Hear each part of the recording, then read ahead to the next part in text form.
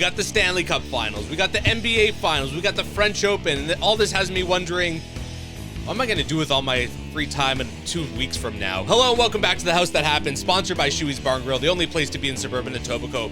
Voted 4 times the best dive bar in all the GTA. It's number 1 in our hearts. The Phoenix rising from the ashes. Hi, I'm Andrew Milani.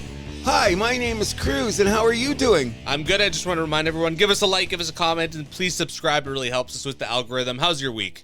Outstanding, outrageous, catalysmic. Big shout out for Debbie for taking a picture of me when we went down to see Ben Harper on Wednesday night. Great show. Awesome. Yeah, it was a really good time. Fortunately, as we were speaking about events, first of all, people in your life, when you say you have too much time in your hands, I don't understand that comment. I'm never bored. Ask my wife. When people tell me about boredom, I go, what is that? What is that? Something you put in the recycling bin? What are you doing today? Well, I got to put out the newspapers, the old shoes, and the boredom. Well, that's just good. It means you're just filling up your time. Is exactly we should be, because you only got one life. Live it. My point That's is, right. live it as positively as you possibly can. Is that a good way to start the show? Very much so. Oh, great. And hi to everybody. Please say hello. Some of my neighbors have been watching. How do I get to know their names? Asking is a good way to start. But I'm talking to them for 2 years. Just say, like, I'm sorry, I can't remember your name. Okay, they don't mind. How does that work? Well, they listen to the show. Oh, yeah, dumbass. Cruz, go stand in the corner. Every once in a while, you just show how stupid you really are, right? Come on. I never said I was Einstein anyway. I'm a butter knife, not a switchblade. Get No, it you're straight. a smart guy. Okay, let's go on. Anyways, how was your week? Not bad. Happy it's the weekend, though. Are you going to be taking Radicate when you go to see the Formula One movie? No, it's a boys thing. That's what I thought. Okay, and anyway, and the reason I'm bringing it up, because I'm older, I forget, like, we were talking in a production show that you've already got tickets for that. Oh, yeah, big highly movies. anticipated Yeah. F1 movie. You're going to IMAX opening weekend. We're going Friday, June 27th. Okay, yeah, well, anyways, God bless my son. He was a big proponent of doing that, too, and I haven't heard it for a while, but me and Zach have always said, he's got tickets already for what? A movie?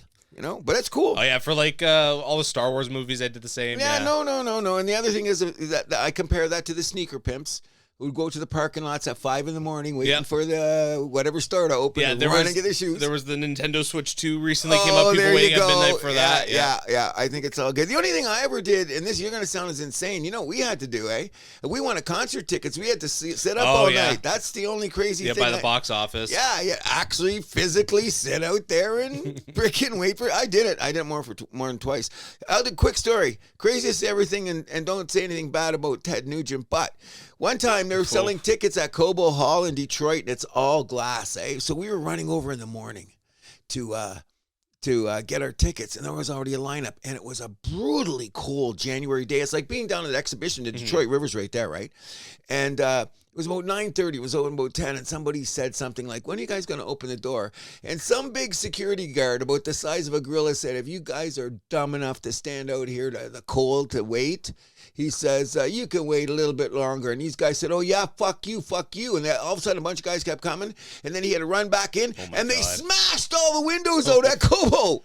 That's Detroit City in the 70s. That's a true story. Go back, YouTube or whatever. They had to close it down. We couldn't get tickets till noon. God bless Detroit. What they said about it in the 70s was true. And I was there. I loved it. That's why Marcel Dion left town. 100%. Yeah. One of the crazy, and we didn't get there right for the smashing. But when we saw the there, aftermath. The aftermath, the cops, and we went, whoa, what went on here? Glass as far as the eyes could see. And it was brutally cold, too, coming right off. Like, here's Cobo, the river's like where your car's parked. Yeah.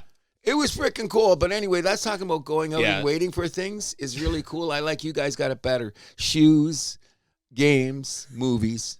Yes. Much more not smashing glass. Thank you. Yeah. Any shout-outs?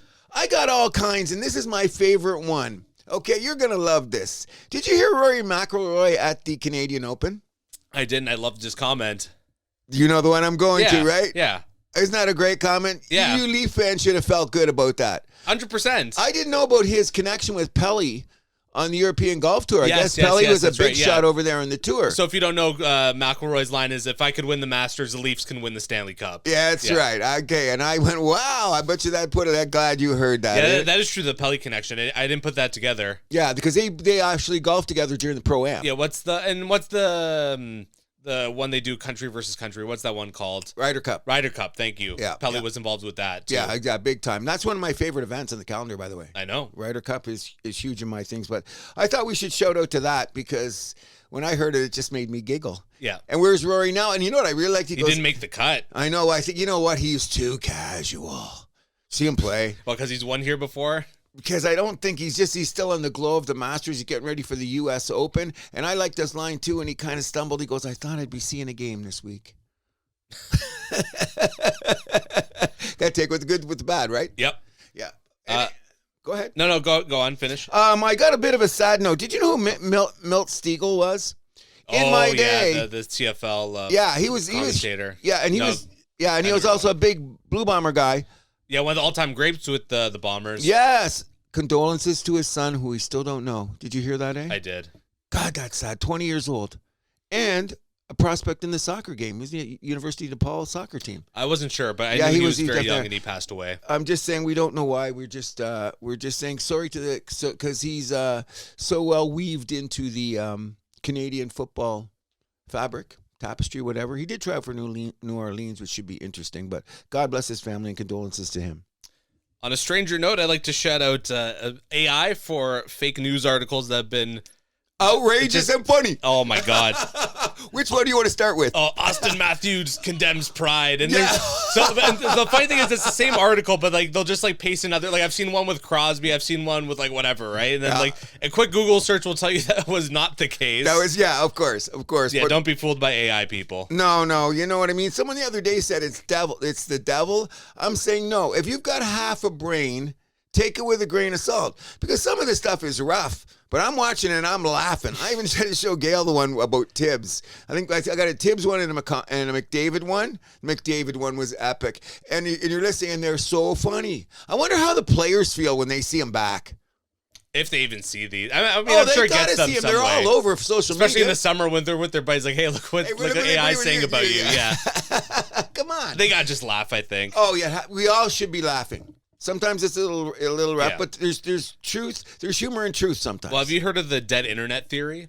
No. So it's basically saying that the internet's basically run by bots. And like the 90% of the interaction on there aren't from real people, if not more.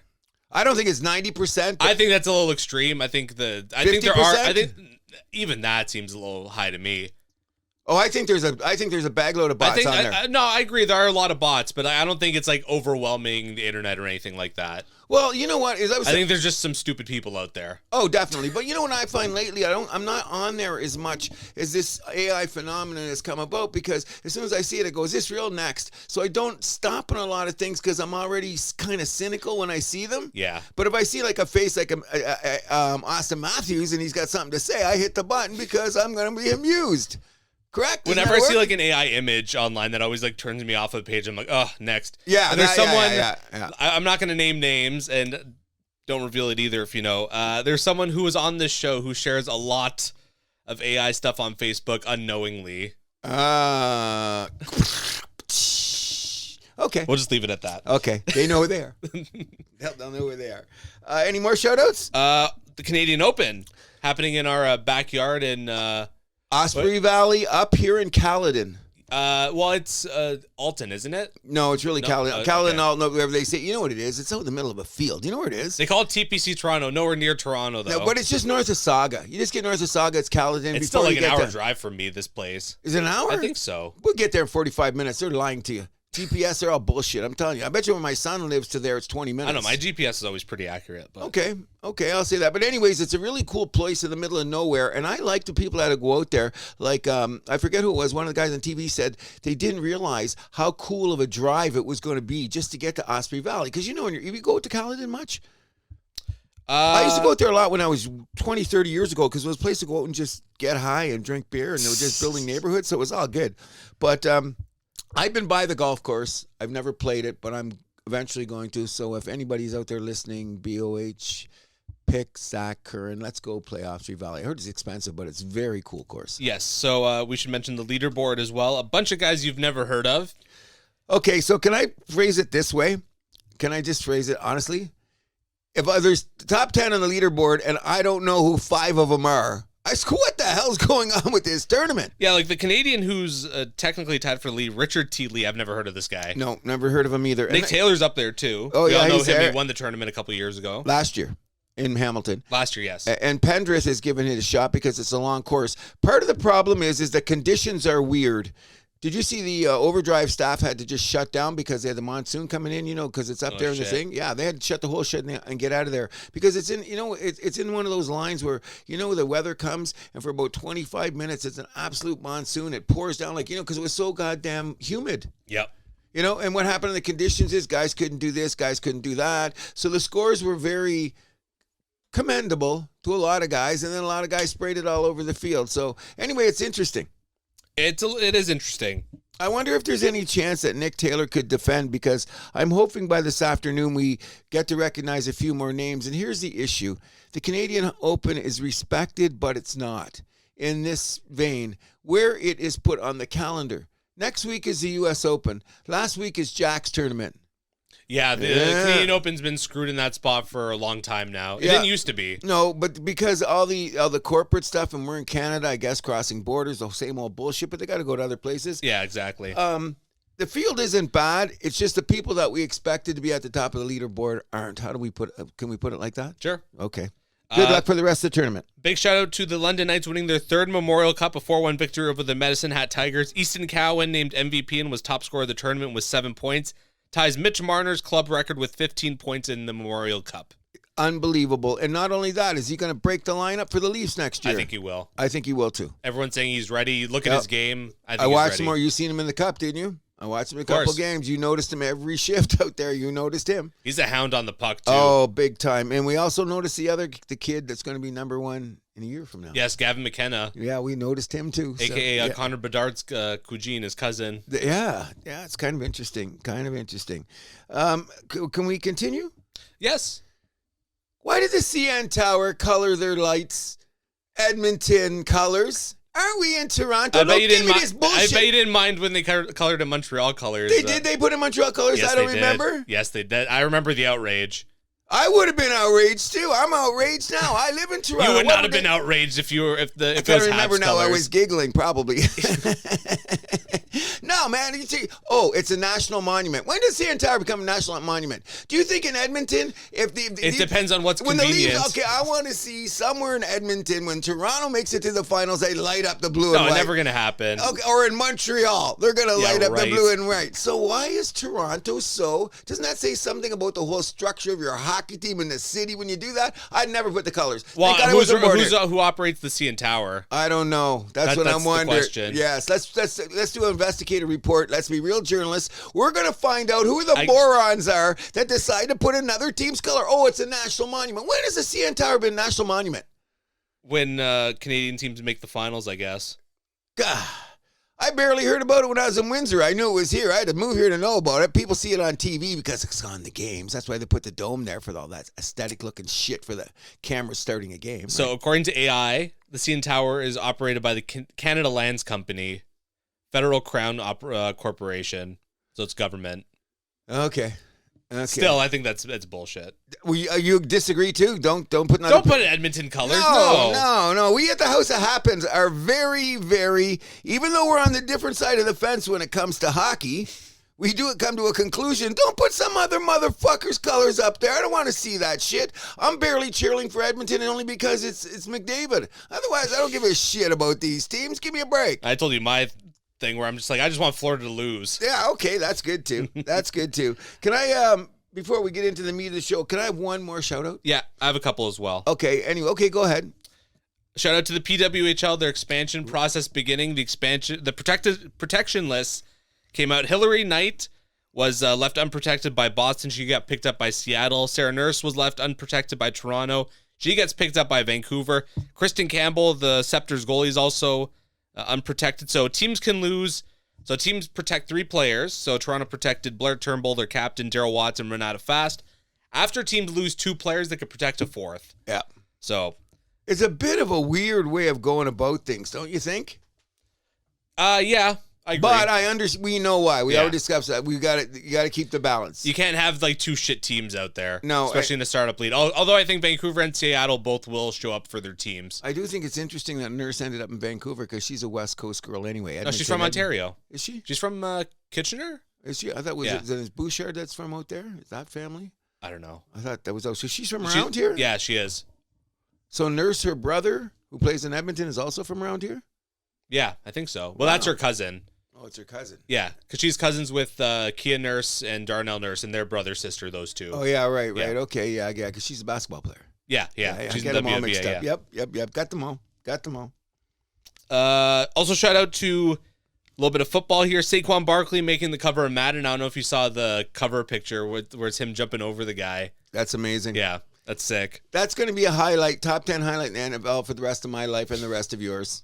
Like, I mean, but you know what? They should have had... But even, like, they did, like, a behind-the-scenes of him doing the picture for it, and, like, when he's jumping over the guy, it looks like he's floating. Like, he stays in the air for, like, 2 seconds. Like, how the fuck did he do that? AI, baby. No. No, he did it. No. Yeah. He can get up there. It's like Jordan back in the day. And you know what? I wish I had Madden back in the day, too, because we'd be remembering Billy Sims jumping over the guy, but giving him a karate kick in the face.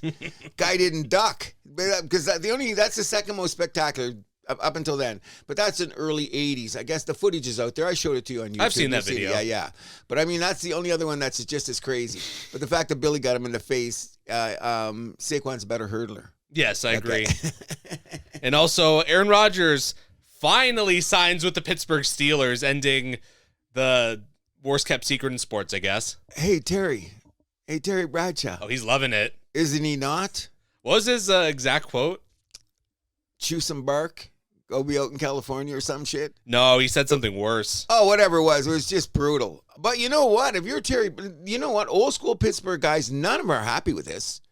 I wonder what Jack Lambert's saying. Well, they should be unhappy with the Steelers' stretch of mediocrity for the last 10 years. That's what I'm saying, too. And I think he's going to be a benefit for the team, in my personal opinion. I agree. It's just that he was, like I said. If he doesn't play the Steelers' way.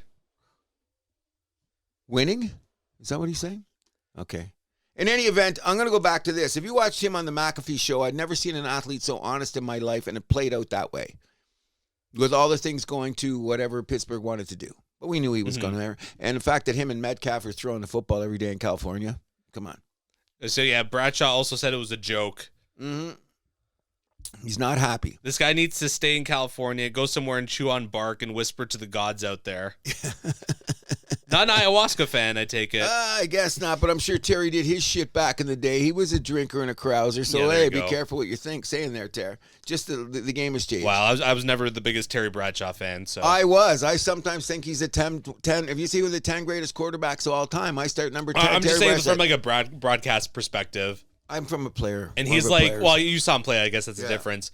But he's got to be at the end of the road on Fox. Like he gets in like one comment now. Because he's old. He's just they don't know how to kick him out. They don't know how to farm him out. But he'll be the first one they will learn from it. Soon he's got to get out the door. Come on. I'm not saying he shouldn't be. Any more shout-outs? The one I think that I want to shout out the most to because it was one of the coolest things I've seen all week is when I seen what's his name here from the Indiana Pacers, McConnell. What's his first name? TJ McConnell. Now what does he do tomorrow night when they got to play?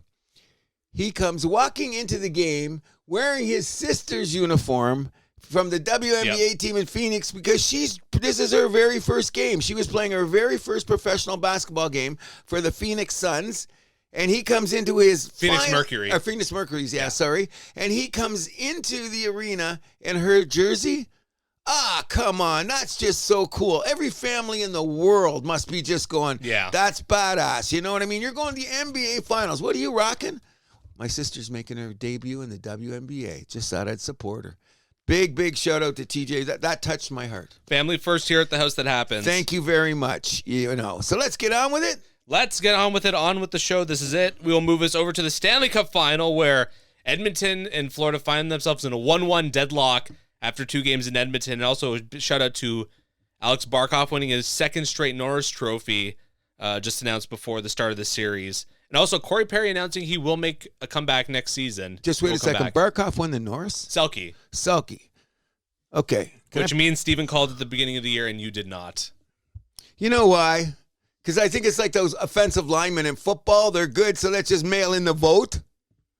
I don't know about that. I think he deserves it. Okay, maybe. Yeah, you picked Aho to win it. That's what I said. I wanted somebody else to win it. I thought, he should have got consideration. No, not good enough. No, so who were the top three anyway? Barkov, Reinhardt, and who was the third? I'm blanking on the third. I know, and they were all guys. How did Reinhardt get in there? He's very good. Okay, he is too, but anyway, and also, congratulations, and I'll be nice about Yes. it. Congratulations, nice about it. He plays for Finland. We should be nice. Please. Anyways, he'll win it next year again. He's going to be the favorite. You never say never. No, but I mean, come on. It's just like, it's like, who was that? Oh, yeah, the guy from last year. Check.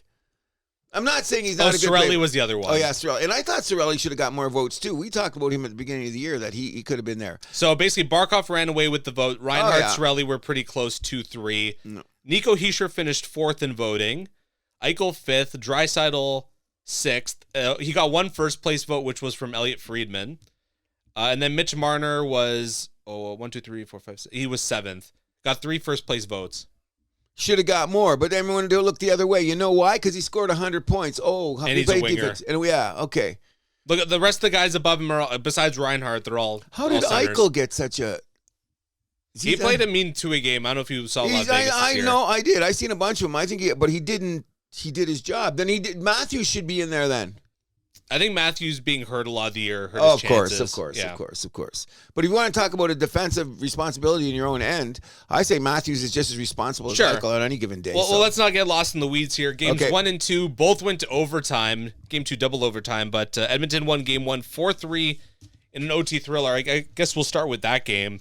The crazy thing about that is, and everybody's talking about it, and we can't underestimate this, is the character of Edmonton in that game really showed up because they didn't really want to lose Game 1 considering what happened last year, and they're at home to start. I thought they were done at one point, especially when they were down 3-1. Yeah. I didn't think they were done. I just said they better get the next goal or they're in trouble. Because they came out strong, I thought. Then Florida, I thought, really took over the game once we got end of the first, started the second. You're like, ooh. They had a surge. But here's surge. But here's what happened. Bennett 2 goals, Draisaitl 2 goals in that one as well, including the OT winner. Exactly. But here's how I saw it too, okay? When they went up on 3-1, it was like the team picked up Skinner, because if you go back and look at that third goal, I'm not saying it was a bad goal. I'm not saying it was a good goal.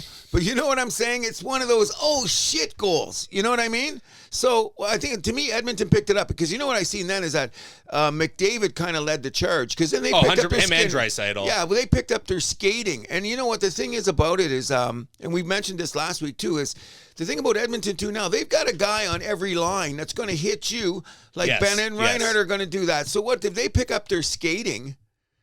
It works out for them. The interesting character that's really proving like, watch your salary cap and wait till the playoffs come around, is the Evander Kane experiment right now is working out really well. Oh, hell yeah, it is. And not only that, did you see when things get crazy and he gets on the ice, all the supposed tough guys leave town. Bennett sees frickin' Evander Kane. He suddenly he ain't tough no more. He runs. You know what I mean? Reinhardt's suddenly getting a line change. Yeah, you don't see Kachuk doing the money sign anymore with Tim. No. Yeah, I'd like to see him do that now. Yeah. No, and that's what drives me crazy about the game. But the fact that Edmonton had the intestinal fortitude to dig deep and come back and get it, because I thought they were going to win in overtime. I thought they were going to win in overtime last night. The deciding factor in this, bro, and we were talking about off the air, is this Bobrovsky guy may be the best goalie in the league. Some of the saves he's making are outrageous. Oh, my God. He's getting some help from his defense as well. Don't get that. No, they clear the front of the net good. I'm giving him credit. But that's a dangerous combo is the point. Yeah, but he's coming up, because what I'm liking about this so far, and have you noticed, like what I've been talking about all year, when things starts getting clogged up, let's just shoot the puck. Both teams. You know what I noticed that when they just can't, like when Florida plays that fucked up, we're going to play like Finland played in the Olympics 20 years ago, line kind of shit. You know how they do to try to slow it down? I hate that. They can skate. Florida can skate when they got to skate. Edmonton's been doing that too, though, a little bit, don't you think? They're all playing the left wing lock without playing the left wing lock. These teams are weird mirror images of each other in a weird ways. way. Yeah, Just I would say Florida has a little bit more of a balanced scoring attack. Who? Florida. They have a more balanced. Yes and no. They're getting, I mean, their top line hasn't been the strongest these playoffs. I think Reinhardt's definitely hurt. I think Barkov might be dealing with something too. But like the production Florida's been getting from their second and third lines, all playoffs has been insane. Oh yeah, but they're good, solid lines too. But you look at the lines like Ryan Nugent-Hopkins hasn't Yeah, but been he's a second. invisible. But like that, Edmonton doesn't have that on the third line. I think like they have some serviceable guys down there, but not guys that are like, you know, I think they're going to turn the tide. well They don't have a Marchand on there. What's his name that plays in that third line with the red hair? He could have won it in over. Kapanen. Oh, he's a fourth liner. Is he even a fourth liner? Actually, that's the key. I realized that was the key for him because you look all through his career, like whenever he's played like third line and above, he's been mediocre.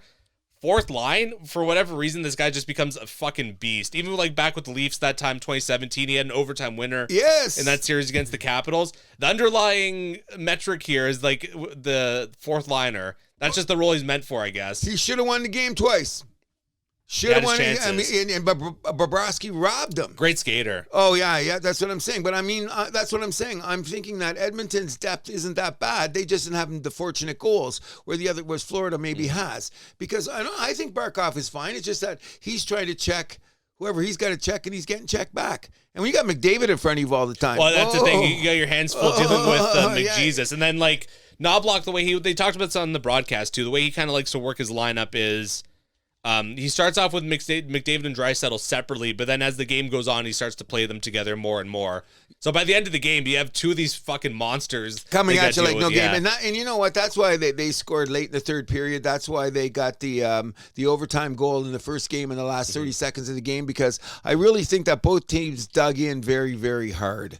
Okay? Like, you know what I mean? Absolutely. Like there was nobody took no quarter. But one of the things in how Edmonton ended up winning, Florida ended up winning last night. That drives me crazy is, and I'm going to say this, and you know I'm not big about violence in hockey, and I'm saying Edmonton is hitting back, but let's do something almost egregious out there just to get back to normal. Come on. And you know what? But we're not condoning violence. I'm not, but I believe in frontier justice, and I'm just saying that.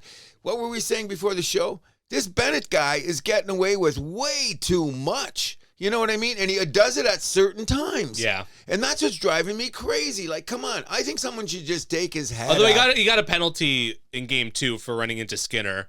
I was worried he was going to take out Skinner there completely. Oh, no kidding. But what did then anyone Kachuk do? the schmuck gives him a pat on the shoulder, which is fucking disgusting. Well, that's what I'm talking about, and everybody can see that. And when he came out a couple times, guys hit Bennett, and then someone does something stupid, and they go to the box. So if you're going to do something stupid when you're going to hit Bennett, make sure he's a tattoo part of the boards.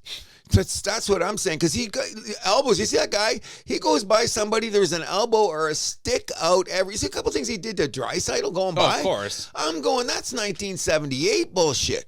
Well, now you're going by. Come on. The Panthers play every dirty trick in the book, even when it's more icing, than you can imagine. They try and like do the swap. Although game 2, like the refs were all over it, which thank God. Yes. Game 1, they really took advantage of that. No kidding. You know what I mean? And it's like, and you know what though? That's Paul Maurice whispering in the dressing room.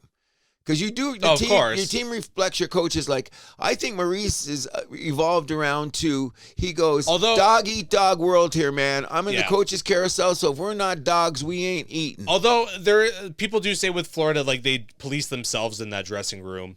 Oh, I know that. Yeah, and that you see, that's a sign of a tight team. Yeah. Okay, you know what I mean? Like they don't go overboard. But you expressed it the best. They go to the edge and take a look around. And they come back. But I'm saying the other teams, when they decide to... sometimes they make their way over the edge. And get away with it. Yeah. Okay, so 100%. My point is, when the other team comes back to show their grit, they don't know how to do it like Florida, and they're in the box.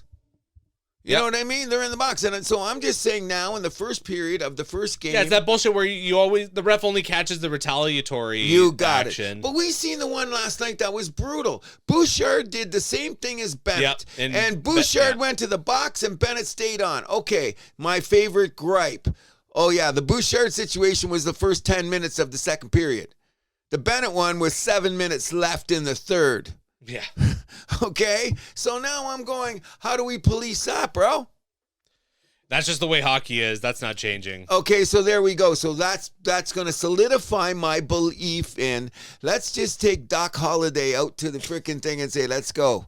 Mano to mano, Huckleberry. Come on, they got to do something. How many times have we seen Bennett, because we've seen him so much in the playoffs this year, going back to the second round, starting off with Tampa.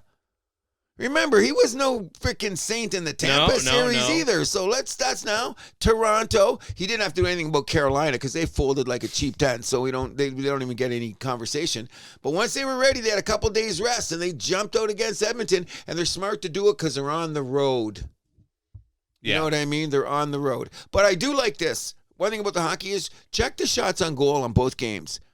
Solid shots on goal. Fuck this shot. Well, they went to overtime too, so that's gonna raise the levels. I mean, by the end of the second period, teams are getting around 25 shots plus by the end of the third period. Of course, they got jacked when you got an extra period of hockey, but if you just check the box score after 3 periods, both teams are getting about 25 shots a game.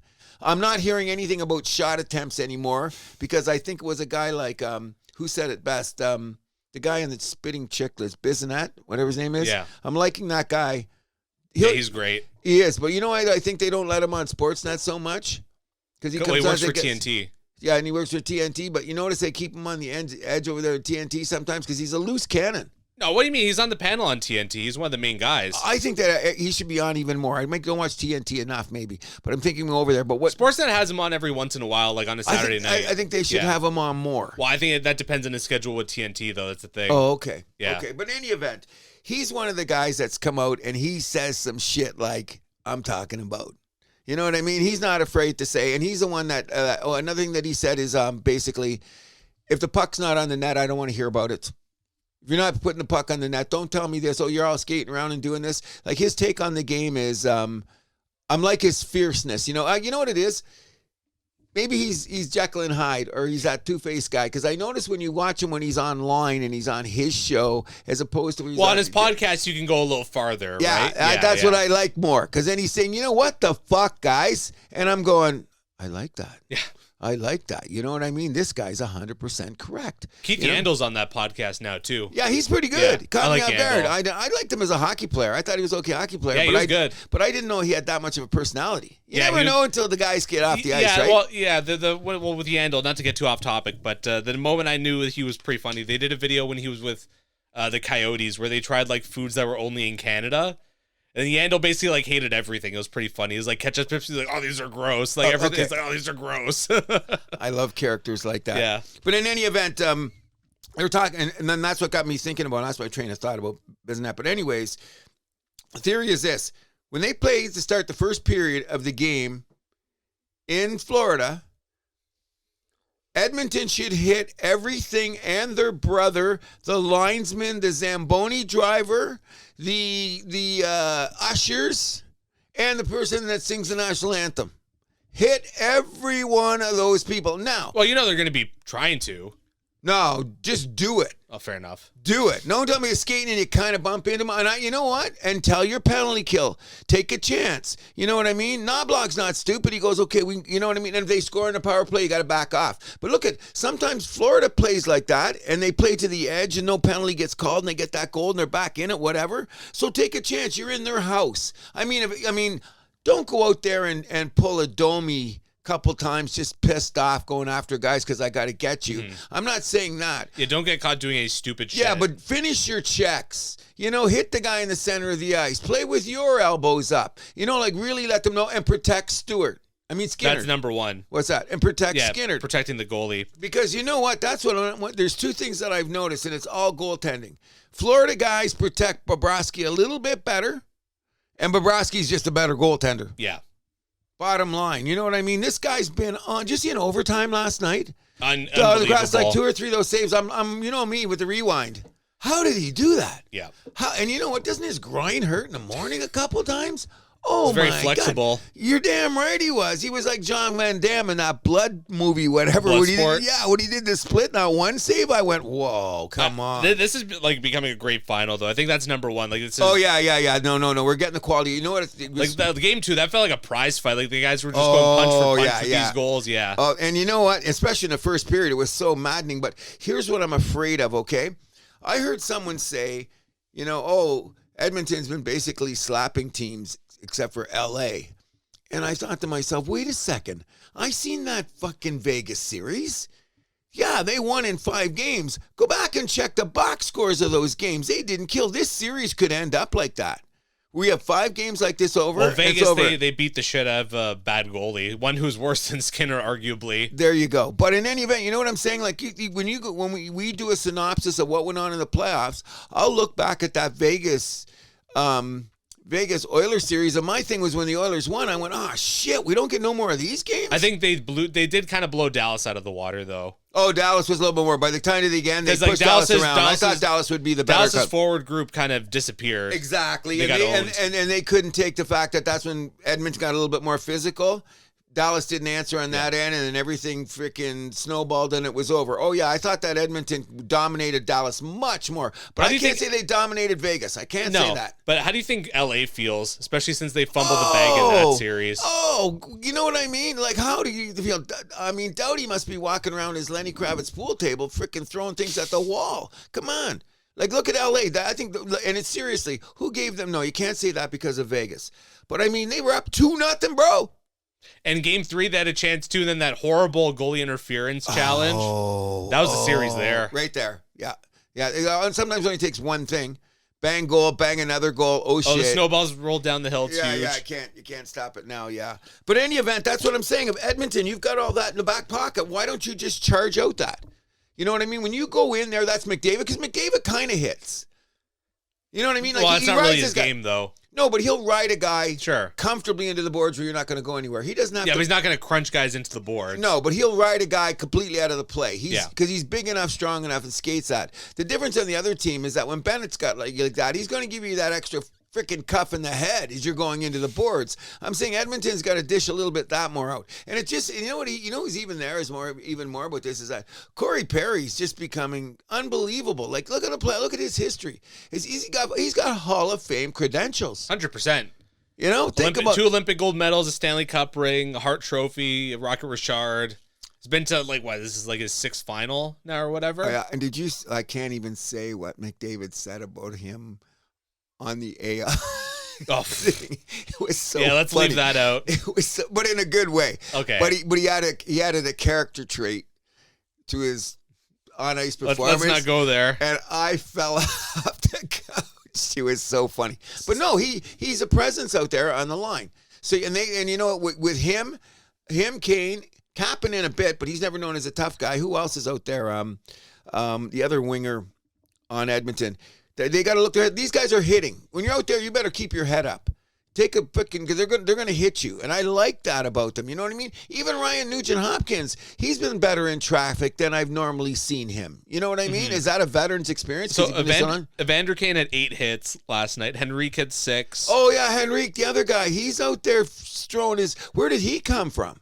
They got him from Anaheim last year. I remember all that, but I don't remember. Okay, but he seems to be more of a presence this year than last year. Yeah, 100%. You know what I mean? Last year he looked, I don't want to say a little lost in the playoffs, but he wasn't didn't maybe fit the presence they hoped for, yeah. But now look at him. He's another guy when he's out. Fits right in. But I never remember him hitting like this. Mm-hmm. Like when he's out there, you got to look for him too. Well, he also played in Anaheim the last few years, so.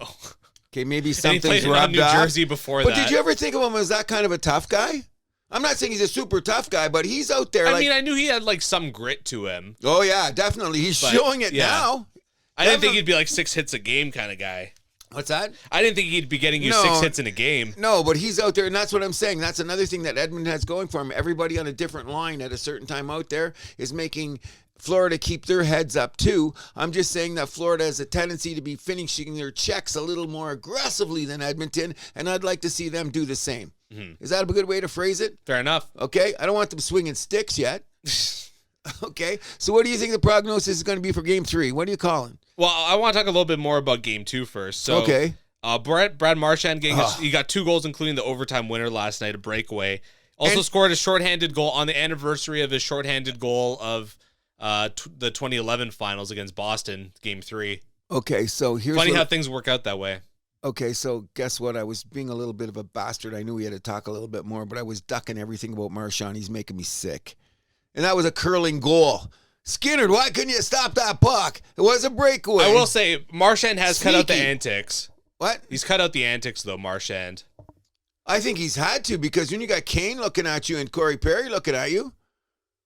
That doesn't stop Kachuk. Yeah, because they're bigger. But if you notice in the scrums, freaking Marchand's always got a guy here, or he's got an elbow by the neck. He's not no freaking angel. Stop it. In the scrums, he's just okay, but everyone does that in hockey. Nah, as much. Come on, grab your partner. That's part of the game. This is the way you grab your partner. That's how I look at it. You know what I mean? Matthews grabs his partner at times too, but he doesn't look like he's going to freaking throw him to the ground. Maybe he should. Yeah, maybe he should. Okay, so why are you criticizing Marchand for that? Because the way he just does it, I think you're just prejudiced against him. I just hate which the is guy. fine. I understand why. And I thought Skinner should have had that. I mean, that's, you know what? That's a patented Marchand move. I know. And you know what? I give him credit for this. He's got a nanosecond where he decides, and the goalie knows the book on him. Is he going to shoot or is he going to make the move? And both are pretty crafty because he's got a quick little shot. I give him He's that. got both in his repertoire. Exactly. So if you don't make the right move as a goalie, you're fucked, okay? But the way that Skinner had him, he played it with him. He did everything right. And then you see that puck go over the line. It was a curling rock. You know what I mean? Went in. It was going in there. What did you like of the pace at the beginning of the second overtime? You know what I hate about sports? And I don't want to hear it one more time. Oh, they must be getting tired. Oh, they got to cut those shifts down. Oh, my God. Look at that. Do you see Seth Jones? He might have to retire after this game. He's played so many minutes. They drive me nuts. We know what's going on in the game. You got to tell us every shift. Shut the fuck up. And I don't want to be mean to those guys because they're good broadcasters. And I'm not going to mention names because I don't want to feel bad. You're also running out of stuff to talk about that you prepped for. Exactly. So don't tell us anymore. What do you want? They got to talk about something. You got to fill the air somehow. I would be talking about all kinds. Did you see that vermin out there? Did you see what he did? Hey, hit him back, motherfuckers. I wouldn't be talking. They're so tired. You look on there. Legs are getting You're exaggerating. You're making it sound like that's all they're talking about in overtime.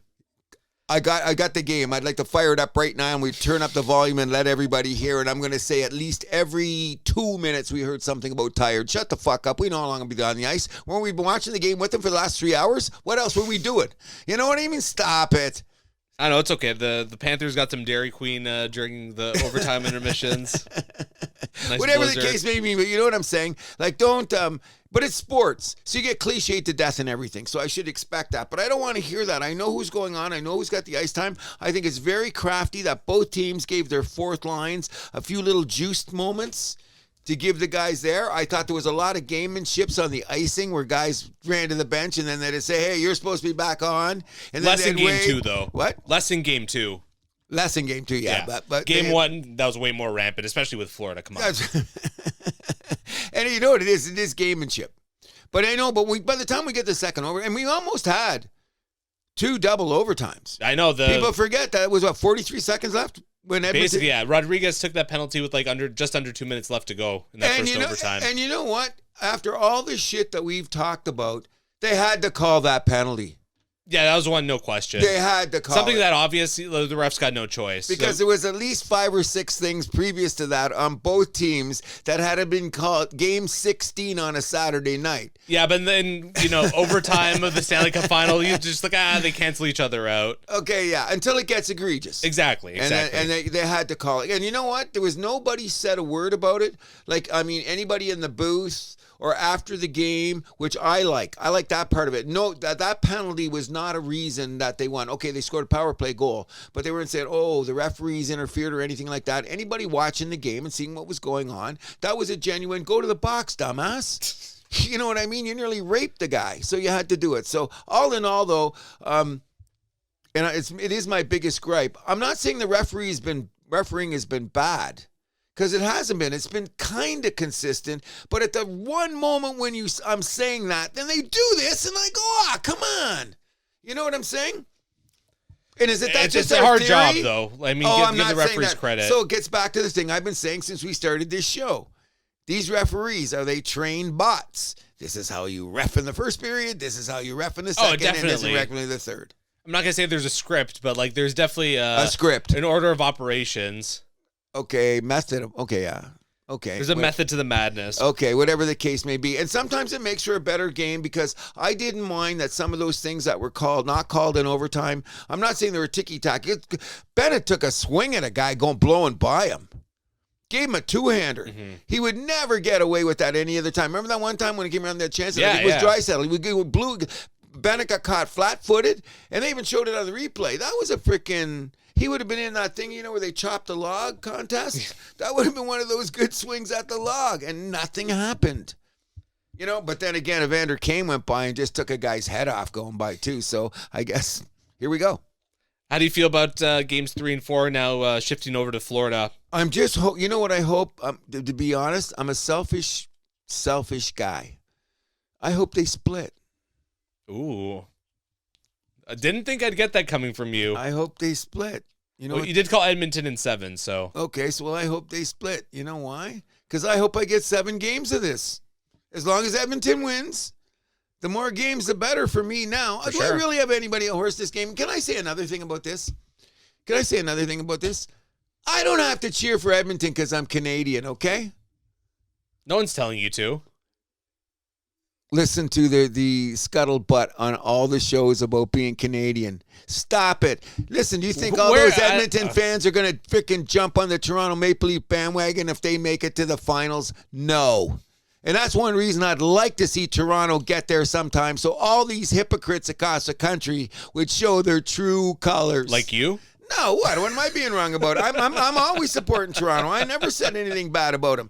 But I'm just saying now is, I'm going to jump on the bandwagon and become an Edmonton fan. We hate Florida. That's why we want to see them lose. And I'd like to see McDavid and Draisaitl get a ring, because in order for you to establish yourself as the greatness of all time, you do need a ring. Yes. And we know that McDavid is one of the greatest hockey players I've ever seen play in my life. So I do want him to get a ring. So I'm cheering from that factor.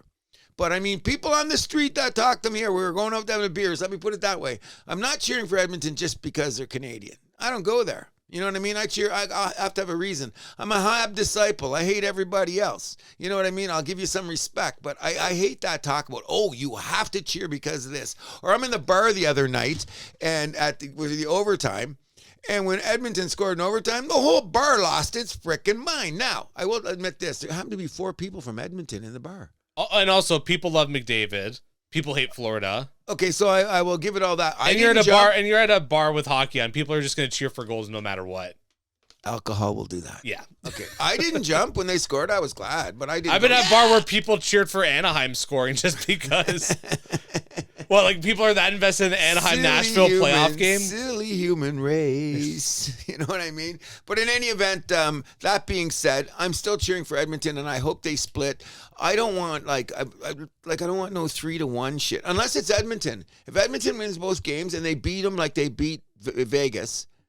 So, say they beat Vegas. They beat Florida like they beat Vegas. O-Dog is saying that. O-Dog will not back down, eh? He says short series be like this, but Edmonton will win it. I'm going, I don't know about that. No, that's what I said. I don't know. I called in 7. I said Florida in 6. Okay, well, that's what I mean. We're not expecting this series to be over that quick. No. You know what I mean? So I'm kind of hoping it's a split, but that's strictly selfish. Yeah. Well, due to the fact because I want to see more hockey. All right, so we can get to our weekend pick. Or technically it's a Monday game, but whatever. Season, playoff series, whatever. I'm up 26-15. But there's a chance at 3 games left here, I believe. Is it 3 or 2? I believe it's 3, so you have a chance to still win this. Oh, yeah, there has to be at least 3 more games. Well, I'm picking an Edmonton win, game 3. I'm picking Florida. Okay, here we go. We're gonna go farther apart or closer together. We will see how that works for either of us. There you go. So moving to other notes around the NHL, this one just got announced. Spencer Carberry, coach of Washington, has won the Jack Adams Award for Coach of the Year. What? Who? Carberry, the coach of the Capitals. Oh, yeah. Okay, I thought you said different team. I'm going, yeah, that was a preordained kind of, right? Well, I mean, given their rise up this season, you had to give it to him, yeah. I totally agree. I accept that 100%. He is the 4th coach in Capitals history to win the award. Interesting enough. I wonder who the other ones were. Brian Murray in 84, Bruce Boudreau in 08, and Barry Trotz in 2016. I remember Bruce Boudreau. So Carberry got 81 first-place votes on 103 ballots. Wow. So the overwhelming winner, Spencer Carberry. Well, we were saying that before. He's well-deserving. God bless Martin St. Louis in Montreal, but no, it wasn't his time. No, absolutely not. Mm-hmm. Nikita Kucherov wins the Ted Lindsay Award as Most outstanding players voted by the Players Association. A guy that you said is not top 10 in the league. I said top 10, not top 5. Get it right. And I stand by he's not top 5. I hope I win the lottery tonight because I'm going to get somebody to go through every one of our shows and make the best of Andrew Milani. And we're just going to play it in a row. Let's do it. I embrace it. Like I have a couple already marked from shows, but yeah. You probably got some on me too, so I better be careful. Well, I have the infamous Duke one. I'll never live that down. Sean Monahan won the Bill Master, or Kucherov, I should say. That was a second Ted Lindsay Award. Yes. Sean Monahan won the Bill Masterton Award for perseverance in the game. Very emotional video of Goudreau's wife presenting it to him in, I guess it must have been in Columbus. Very, very well-deserving. I'm loving the tributes. It's just that, as we say, family first at the house that happens, and we all have brothers and sisters, aunts and uncles, and this is a tragedy that it's not going to go away anytime soon. No. But, yeah, very well deserving for Monahan, considering a situation that you have to deal with. Absolutely. God bless the Goudreau family. Agreed. Brock Nelson signed a 3-year, $22.5 million extension with the Colorado Avalanche, so he will not be hitting free agency. That is $7.5 million per year for the next 3 years. I think that's a great contract, considering that the cap's going up. Yep. I went, whoa, because that's one of the guys that I heard Toronto was going to take a shot at. Colorado said no. Because you know what it is. Well, he fit in there well, so no. Especially by the end there, it took him a while. Like, give him a season, he'll be like Henrique when he go into Edmonton. Yeah, exactly. You know what I'm saying? For the whole thing, he's going to be very valuable, because I don't know if Colorado is pissed off they lost Rantanen or more pissed off that they had to deal with the agent. But the fact that they solidified with a top 6 forward that quick before July 1st, give him credit. The word is that 7.5. For how many years? 3. Wow. And Nelson's what, about 30? He's in his early 30s. Early 30s, yeah. No. Good for both sides. And the word is that actually Neshes is unhappy in Colorado, too, and might want to move. Do you hear what's going on with that? His dad's the guy causing the grief. Really? Yeah, because he wants to play center. That's why they got rid of him in Carolina. They got rid of his dad saying, my son's a center. Dad, get out of there. Like, you can't live vicariously through your son. So I guess the ball is rolling deeper there. Carolina tried to keep it under their hat, but that's why they were glad to see him go. Now he's pulling the same stuff, and they're saying exactly the same thing Carolina. I think it was not Elliot Freeman, but Nick Kiprios.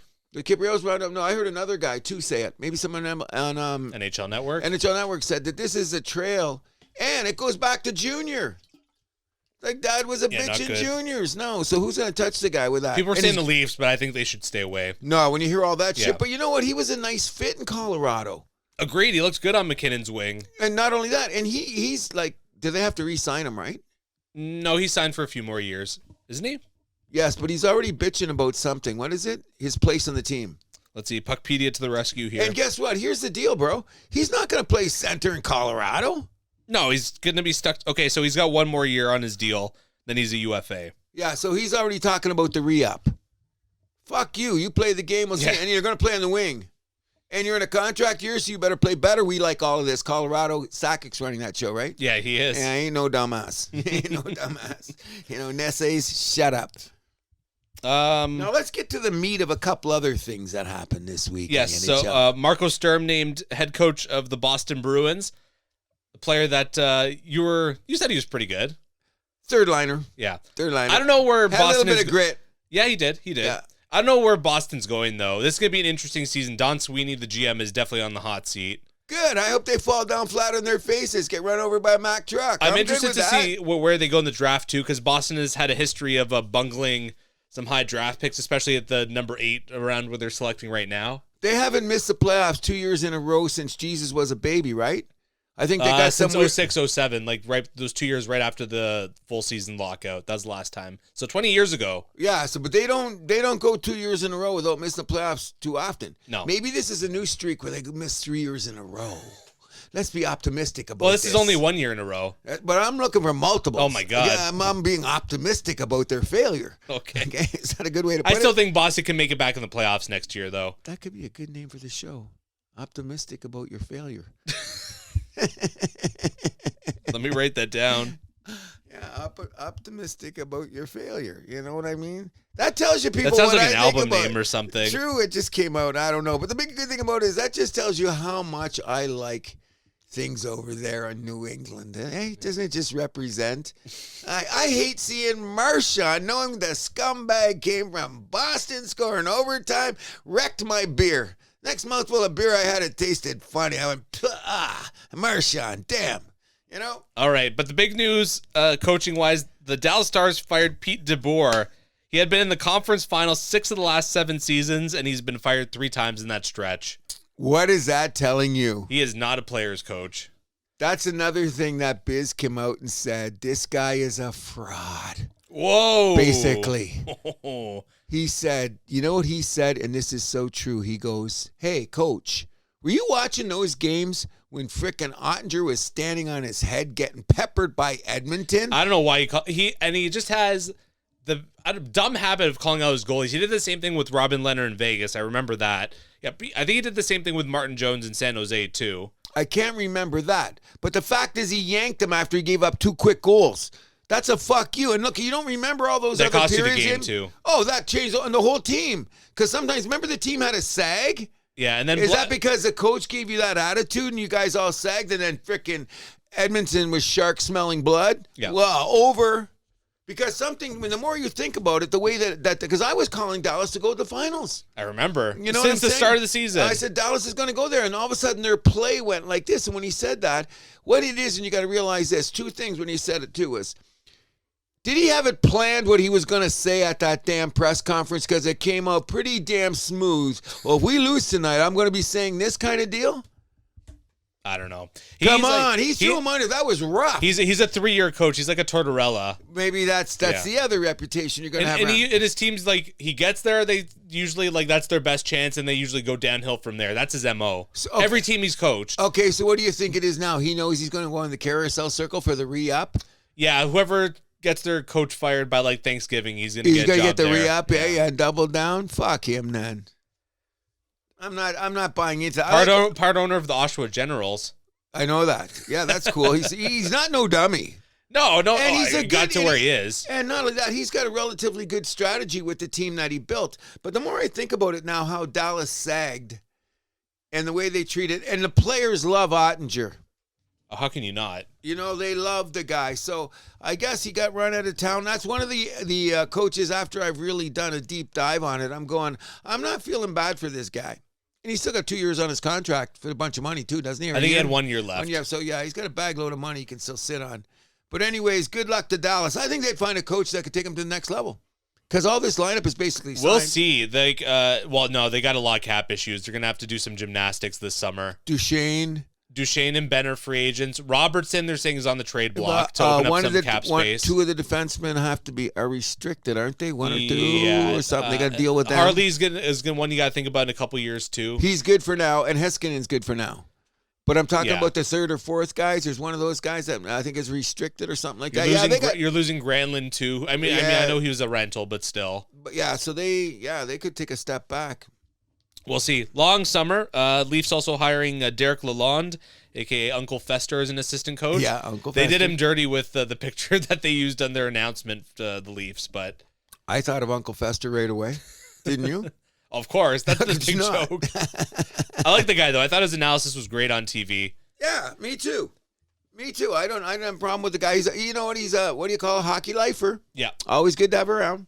You know, and he's had some success along the way. So, absolutely. You know. Any other things for hockey? No, I'm just hoping, like I say, let's have at least a split unless Edmonton wins both games in Philadelphia, because the more games I get like in Florida, the happier I am. All right, we'll move this to the other series in their championship, the NBA. But first, we must wrap up the Eastern Conference Final, where Indiana just smoked the New York Knicks 125-108 in Game 6 to punch their ticket to the final. They really ran away with the game in the third quarter. Siakam had 31 points and won the Larry Bird Award for East Conference Finals MVP. Halliburton had a game as well. And Pacers were just basically the more efficient team in that one. Okay, so when do we bring up Tibbs? So we can bring up now. The Knicks didn't wait too long to fire him after that. Oh, my God. Okay, so this is just because we had to bring it up, but put the period in a sentence. Is Cat going to become a coach killer?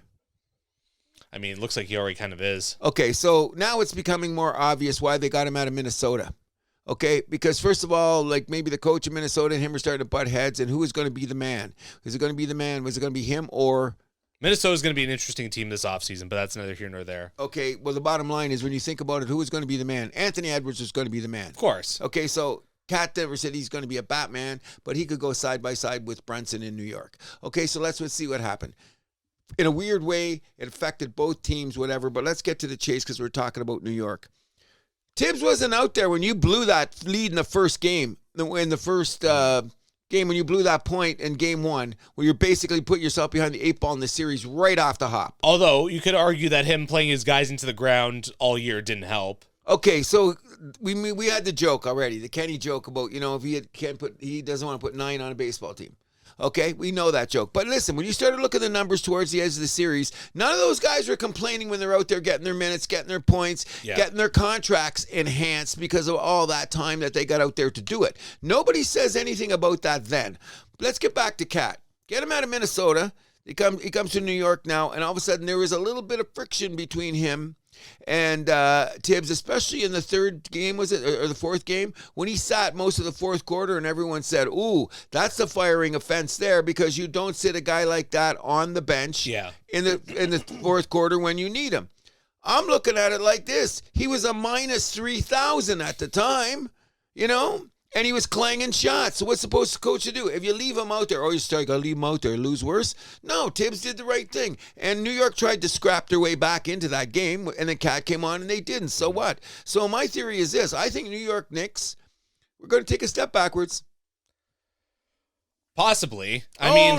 Well, who's going to come in and save this? The Mikal Bridges trade is going to eat them for breakfast because they got the next 2 years, all those draft picks that they gave away. So how are they going to get any new players when they don't even have any picks? Number two is all their top end guys are getting so goddamn much money that they're going to have to luxury through the roof. So it gets right back to the general manager is. Maybe he isn't as smart as people think he is, and we know who the owner. Yeah. Okay, so add up the math, people. New York Knicks are taking another step back. Shame, too, after back-to-back 50-win seasons. Agreed. First time since, the 90s? Agreed, and considering they're the Dallas Cowboys, a.k.a. Toronto Maple Leafs, New York Knicks theory here, I love the fact that they're one of the straws that stir the drink. And we've seen all this excitement in New York City, one of the capitals of everything in the world. The fan base that they have that's that dedicated, and to go down like that, they're taking a step back. Game one's going to haunt that team for a long time. And not only that, and we'll talk about it in the next series, sometimes when you're the star of the team, you forget how you're playing and you go to iso ball. Everybody knows in the NBA, unless you're absolutely Michael Jordan, Kobe hot, iso will kill you in the end. And as Kendrick Perkins said the best, Brunson, what were you trying to do? Dribble the air out of the basketball? Look at how many times those possessions in the end where Brunson just kept dribbling, looking around. What were the rest of the guys doing? Standing around, looking for a lighter to light up their cigarettes, checking out the girl in the third row. Shit like that, and it kills your team. So I don't feel sorry for the New York Knicks. I feel bad for Tibbs, and I don't care about everyone. Oh, he knows to play the players that long. So is he another 5-year coach like Larry Bird says?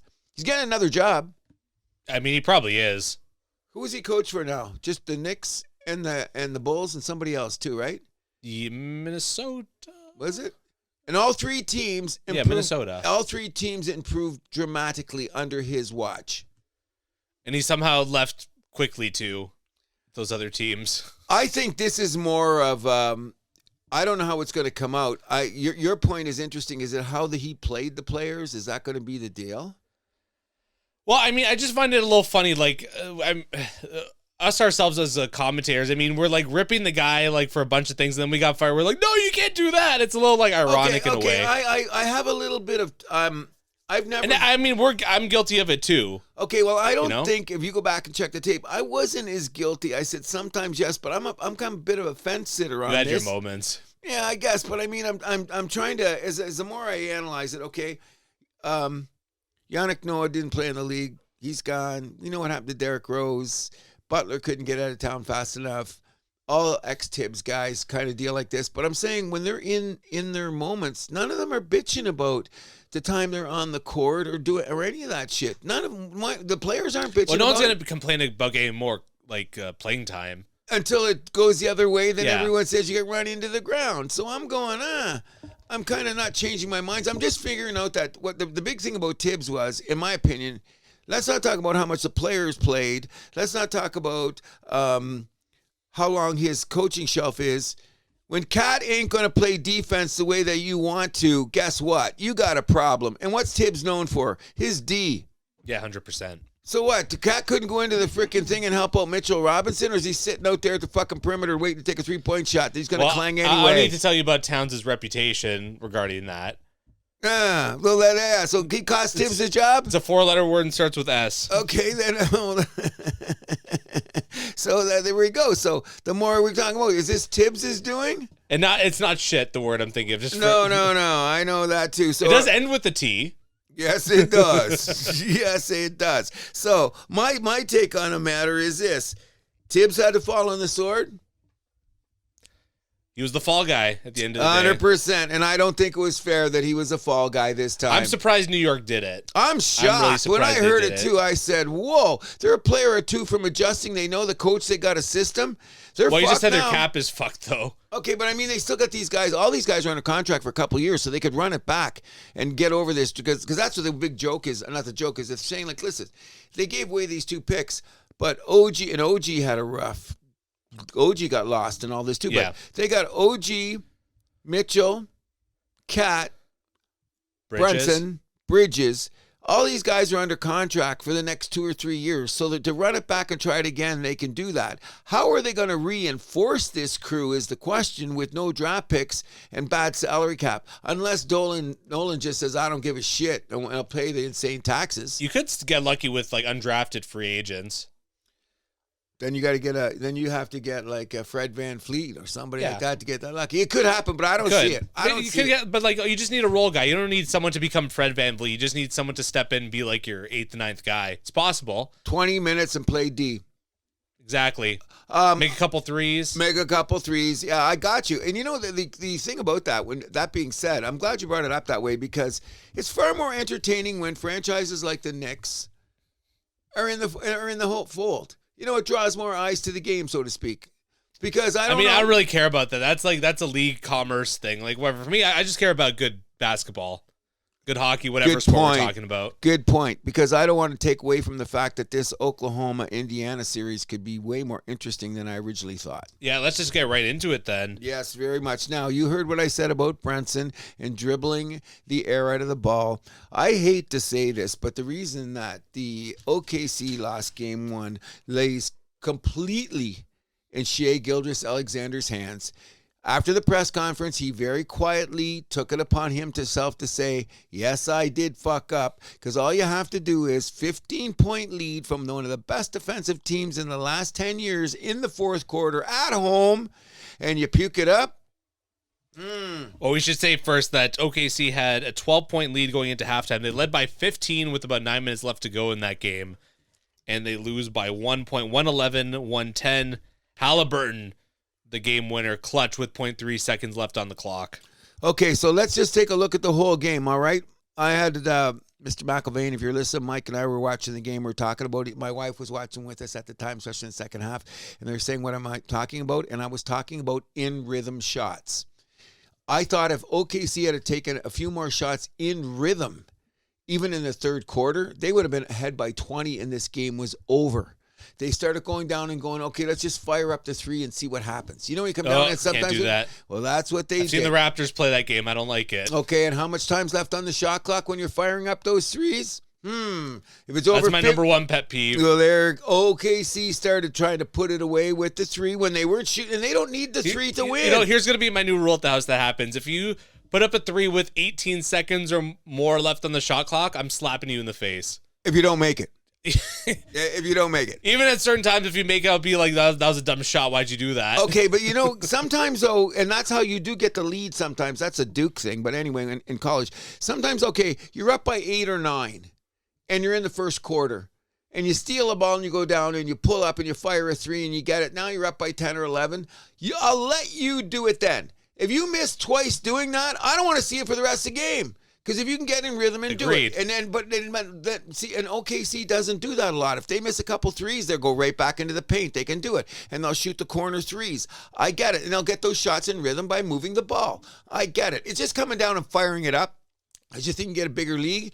OKC this was the classic. That's why they tell stories in school all the time, over and over again. Romeo and Juliet, the tortoise and the hare. Why do they keep telling us all those? Romeo and Juliet. Well, whatever. All those stories they tell us. Every time we watch a movie, it's Romeo and Juliet. But all these stories that we've been going back since the beginning of time, the reason they tell us is that was classic tortoise and hare. 100%. Not only that, let's look at the last 3 possessions by OKC.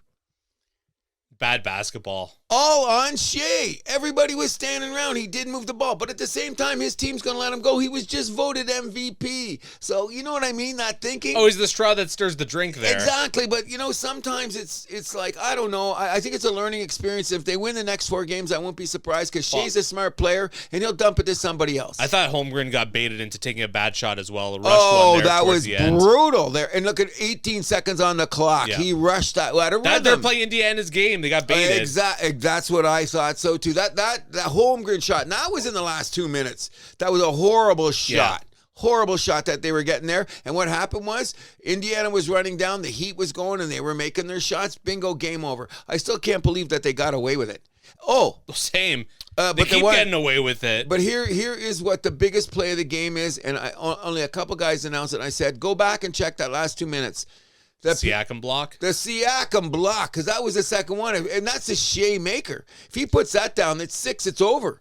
Yeah, that's exactly. over. He makes that shot, and then he comes down again, and he still has one more chance to put it away and dribbles the air out of the basketball. I'm not worried about OKC. The only thing I am concerned with is the rebound total caught me off guard.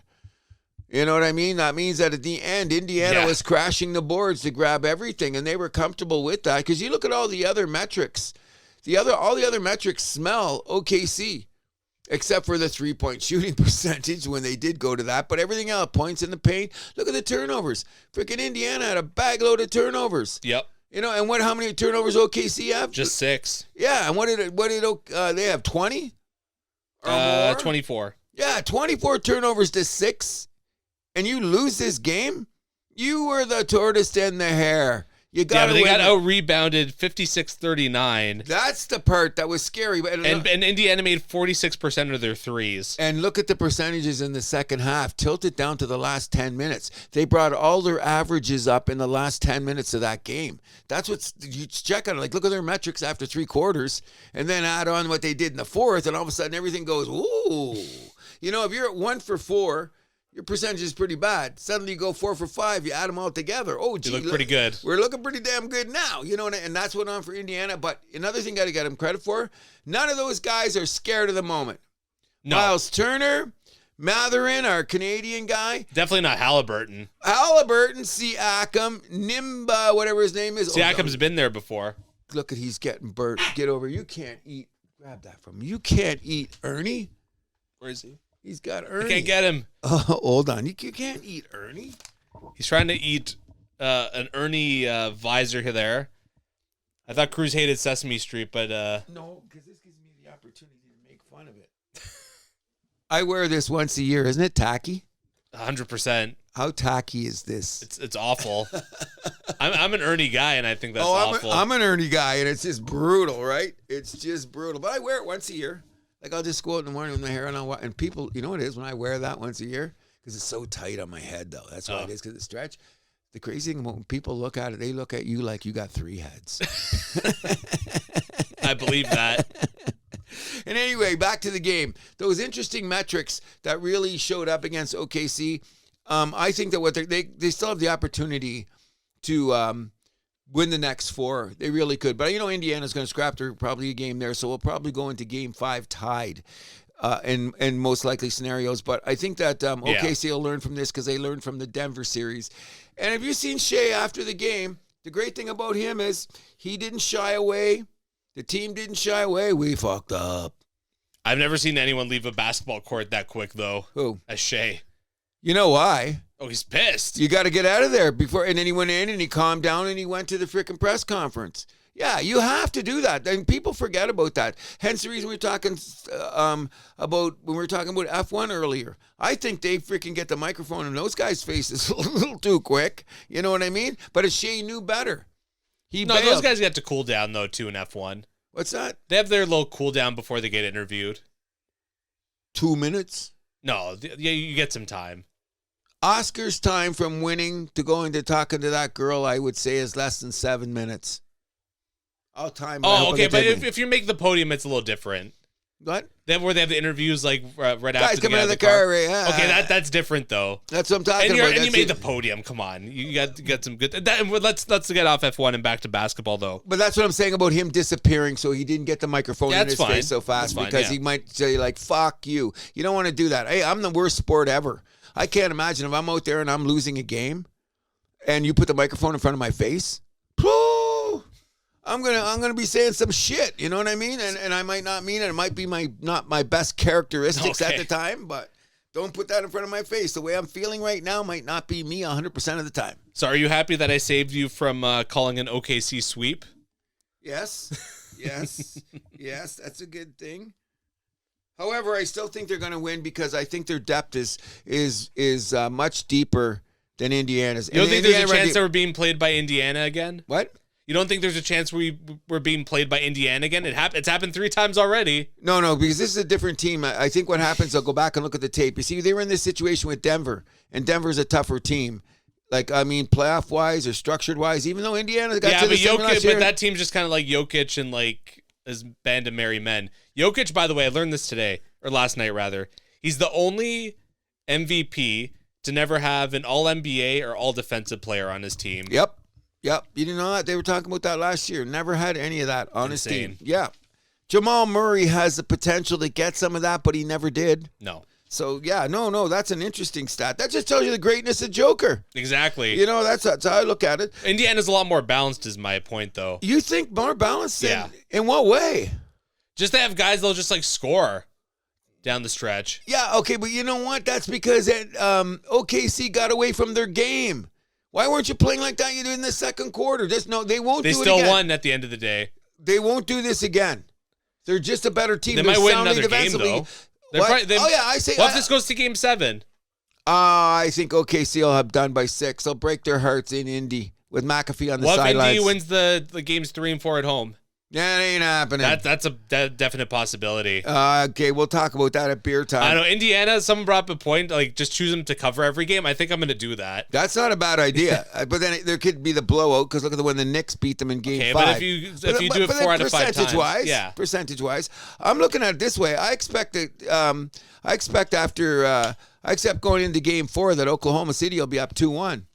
The pressure will be on Indiana then, and they've had no pressure on themselves since these playoffs started because everybody else fell down. Cleveland fell down, right? I think we come out of Game 4 with the 2-2 split.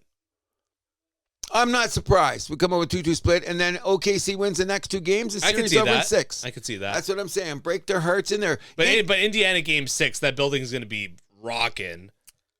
Okay, so maybe it will be, but I'm just saying, fundamentally speaking, OKC got a lesson. Have you seen their demeanor after the game and everybody talking in the coaching? They weren't down. They were more pissed at themselves. We lost this game. They didn't win it. I like that thinking. You know what I mean? No, we gave them this. This was Merry Christmas Game 1. Here you go. Okay. We ain't doing this shit again. And look at it, Denver. Remember they lost the first game in Denver? And everyone's like, oh my God, there's too much pressure on OKC to play a team that had so much playoff experience. Oh, they lost Game 3 to Denver. Too much playoff experience. OKC doesn't know what to do with this. Who ended up winning in 7?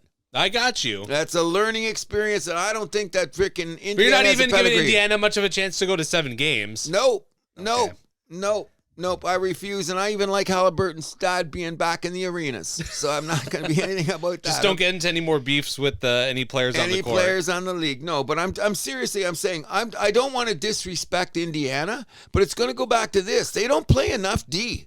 They just run and gun and fucking OKC let them do it. Don't let them do it at this time. Just play your D. Easier said than done. Oh, I think they will. I think they're going to do it. Don't worry about it. Like the way, if you go back and look at the game, and I still got it on it, and I watched it again, I watched the 8 minutes, how the pace was going here, and then OKC just let it. Like they were getting, like you kept stealing from them, and they kept looking and getting steal, looking and getting steal. And I'm going, OKC, what are you doing? And then Shea went into, don't worry about it, I got this. Guess what? He didn't got it. He didn't got it that night. You know what I'm saying? So when you add all that up, tortoise in the hair, Indiana, I don't see it happening again. No, I don't think a comeback like that's going to happen again. No. But, I mean, don't get out of Indiana. I will say I'll give him a game. Who do you picking to win this series? I'm still on OKC, but I'm just saying, like, people are just, like, underselling Indiana, I think. Am I underselling them too much? I think so. Okay, we'll see. And I like You're not even giving them a chance to go to 7. No, I don't think so. There you go, then. No, what's wrong with that? Everything says OKC. Agreed. All the numbers but except you play for the games on the court. There you go. So we'll have to wait and see. Anyways, we're very happy if we get more games like that, because one of my other things I've been looking at is what's going to be better, the Stanley Cup Final or the Larry O'Brien Final? NBA Finals? We'll see. That's what we're going to have to wait and see, yes. So other notes for the NBA, the USA versus the world looks like it will be the format for the All-Star game. We don't know if it's going to be a straight-up game or how they're going to do it, but... Should be a straight-up game. I agree. No bullshit. No cheerleaders. You can wear your Converse. No fourth quarters, the first to 24 bullshit. I hated that. No, none of that. You just come out there and we're going to play. We're going to play 48 minutes and we're going to go, and everybody on the team gets $5 million. And the States loses. Where are we going to get the $5 million? We're going to take 4 days off and we're going to fly them to Saudi Arabia. No, they don't even need that. Going to play for everything. No, the players come to the All-Star game anyway. Shut the fuck up and play. Okay, but you need to give them incentive to have world against USA. And what it's going to be? Money, money, money, money. So you get the Saudis involved. Yeah, well, you said, didn't you say the brothers don't go to Saudi Arabia? They don't until they see the paycheck, and then they go, okay, I can go for a night. They're not going to Saudi Arabia. Beyonce went. By the way, Dallas Mavericks, the owner's low-key trying to move that team to Vegas. I don't know if you heard about this. Get out. That team's a mess. Get out. That could cause an insurrection in the southwestern United States. No kidding. Come on, you're kidding. They're trying to steal a team out of Dallas? That's unheard of. Meanwhile, the move that should have happened was Sacramento should have gone to Seattle, but that's agreed. I'm 100% with that. Bottom line is Dallas is up to that's why Mark Cuban, he's a smart businessman. He made so much money on this he couldn't say no. But now that he's realizing sometimes the team was more fun than the money, the way Cuban talks, he goes, maybe I shouldn't have think he's got second thoughts. Yeah, seller's remorse. Seller's remorse. I think he's got it. But when he looks at his bank account, he can't. But when he looks aesthetically, what is he saying? Oh, shit. Yeah. Oh, shit. Because you hear him just say something about Luka Doncic, the fan base, the draft picks. Yeah, he's realizing he fucked up. Yep. More interesting, though, Giannis and Durant potentially teaming up here in Toronto. Oh, gee. Really? I can't believe that would even be a conceptual continuity. Right? Have I ever thought about that in this show? Have I ever mentioned that Durant might want to play Durant? Okay. And Giannis. Three times I might have said it. I remember you looking across the table and going, Cruz, put away that bag. What are you talking about? Now when we hear it, there has to be a connection when I've been saying it for years. I've been saying for years, like Masai. Well, the pieces were there, yeah. Masai was there. Now, here's what I'm saying. The key thing is Pelly. Why, like that? He's starting to feel the pressure, Masai. I don't know, but he's going to have to go through Pelly to do this because this is going to be a big money thing for Toronto to happen. That's an easy sell, though. Come on. Think? Yeah. You could sell them on you have two superstars coming in. Merch. Exactly. Eastern Conference, Eastern Conference, not looking too strong. You got a chance to go to the final. Oh, I'm keep talking to me, bro. Keep building them blocks. Same reason. This is Lego. A lot of same reasoning that we got Kawhi, basically.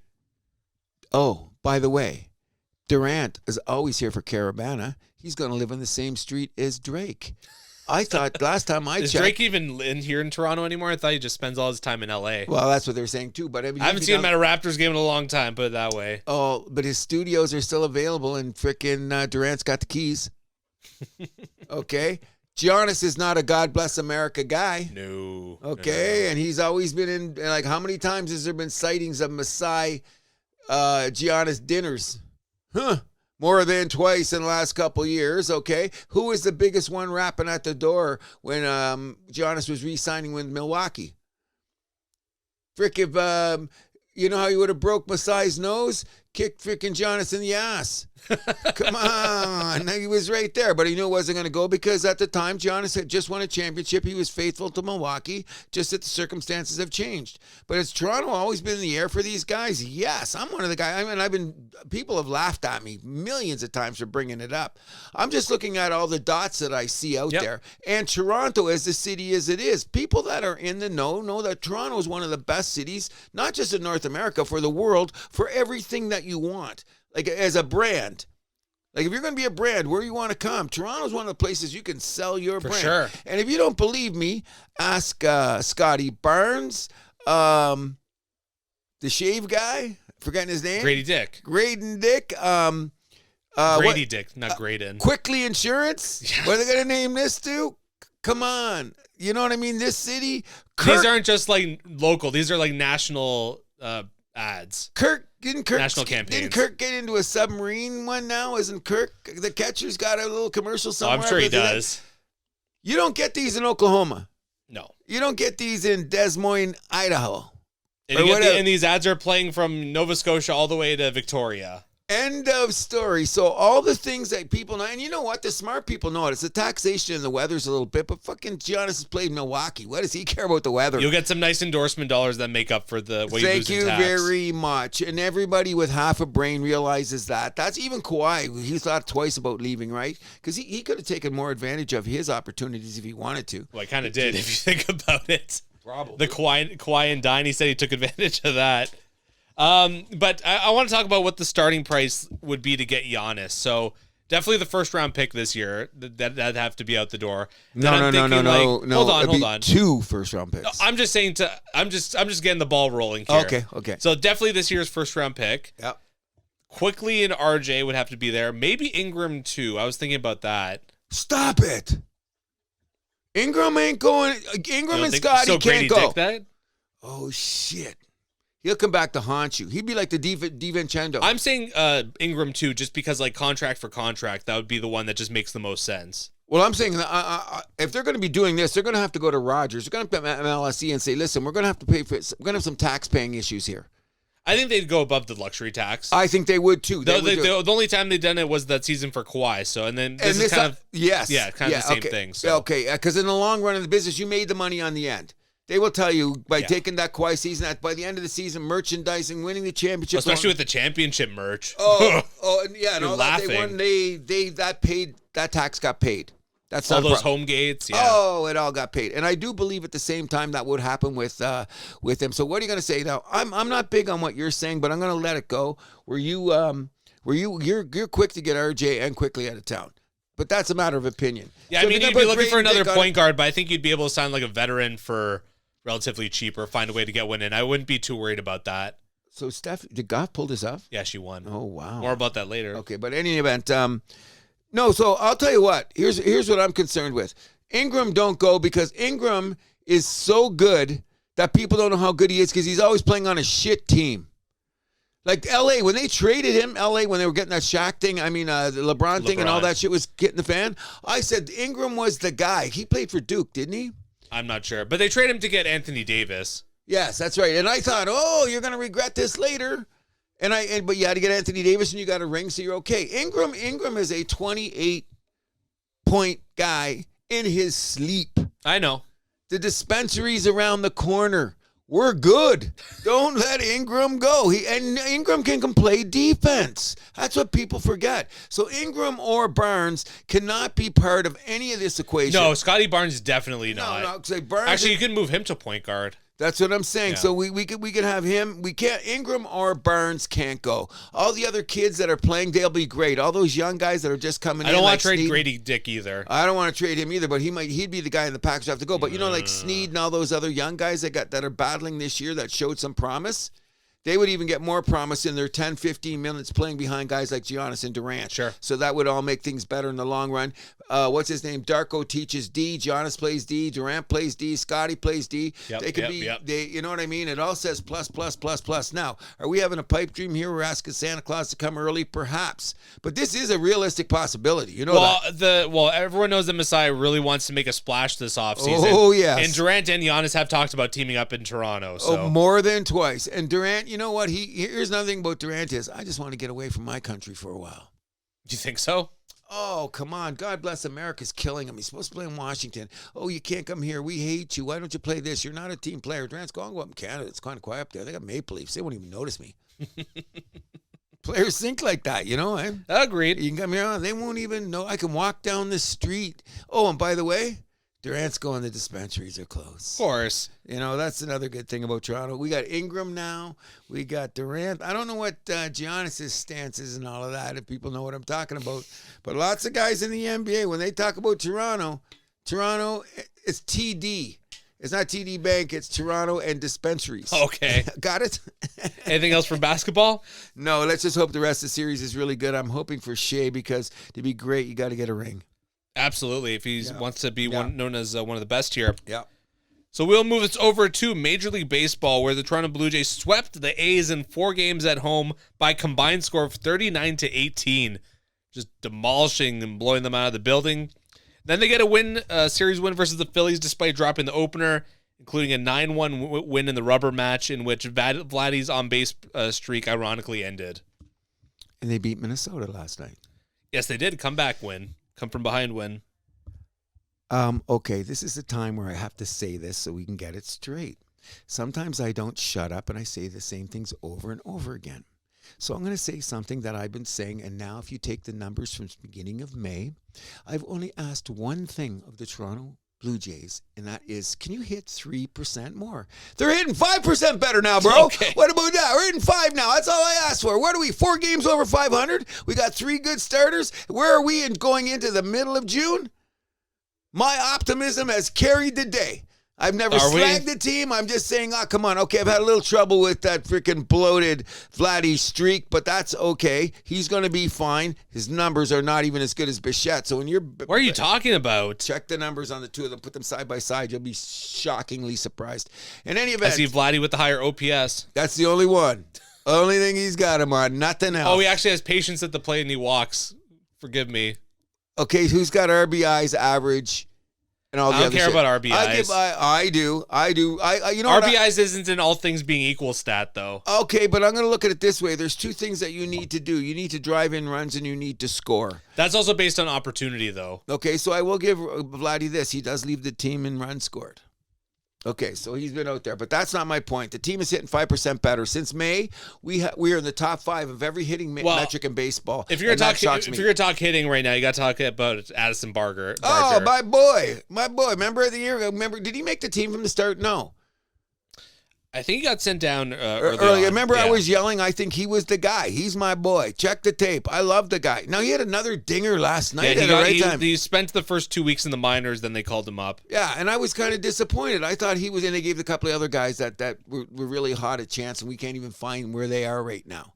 Okay? Oh, Barger's hot. He's got some pop in his bat. Always had. He's got that freaking bulldog body, and he plays good defense. Yes, he does. And Mike, the other night when you were here and we were watching the game, I told you Barger did come in as a pinch hitter. He was checking the box score, watching the basketball game. He goes, why is Barger not in? Is he injured? How come he's only had 1 at bat? And I said, I bet you any money who played third base. Oh, him and Clement. Well, he got probably yanked for Clement late because of the lefty-righty thing. You know I still think the Jays need 1 more bat, though. I agree with you. Everybody in the league needs 1 more bat. But just take a look at this, okay? When you think about what we have here, I think the run scored, and I think Bichette is probably about even with him along the way there. But what's really getting me losing my mind is the fact that, look at Kurt's batting average. Yeah. Look at Clement's batting average. Look at these guys like Straw that are kind of being platooned. I'm giving Schneider a little bit more credit for the way that he's moving the pieces around because he's putting me the greatest opportunity to succeed. Yeah, I mean, I still think Clement's really a bench guy, though. I don't like him as a starter.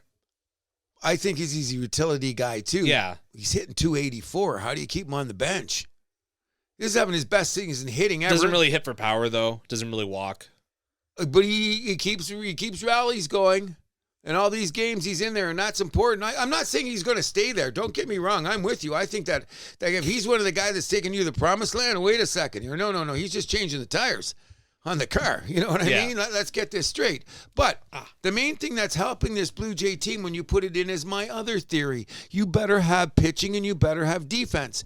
All of these guys that play for the Jays, Clement, Straw, what's the other guy's name around? Second catcher, Heineman.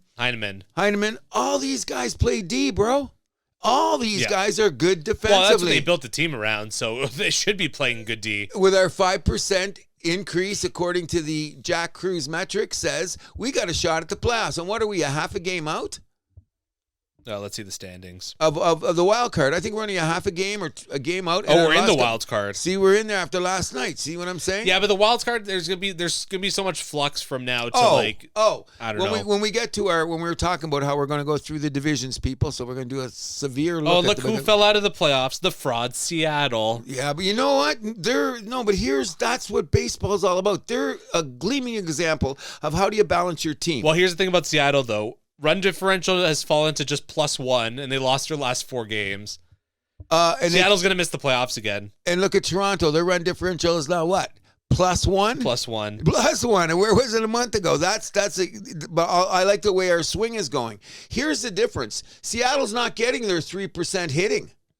No. They can't hit shit. Texas can't get their 3% hitting. Well, Texas got some pitching issues too. They added all up. But now let's talk about what are you talking about? I can't believe I had that team winning the division. Well, let's talk about this team that was just in town and is supposed to be a potential World Series team.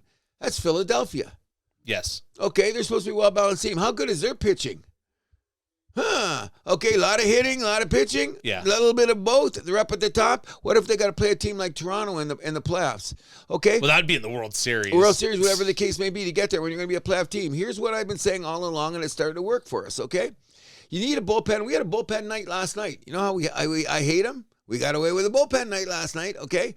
My boy Francis. Well, the Jays don't have a 5th starter, so you got to have bullpen nights. And Francis had that night the other night, my boy. Oh, okay, but let's look at our top 3, including Mr. Head Case, Chris Bassett. We got 3 starters that we've rolled out consistently since the beginning of the season. All 3 guys have already pitched over 70 innings. All of their ERAs are under 4, and their whips are all freaking decent.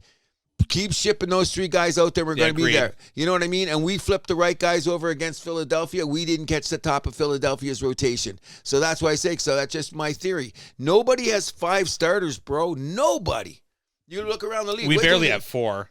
We barely, but I'm like, and they're Francis now. What I'm trying to say is this: which guy's going to emerge for us? You know what I mean? Like we look all these guys that we know. Like, is Schultz going to be the guy? Is Rodriguez going to be the guy? Who started last night? Was it the Holland guy? Who was the guy that started? Schultz started last night, right?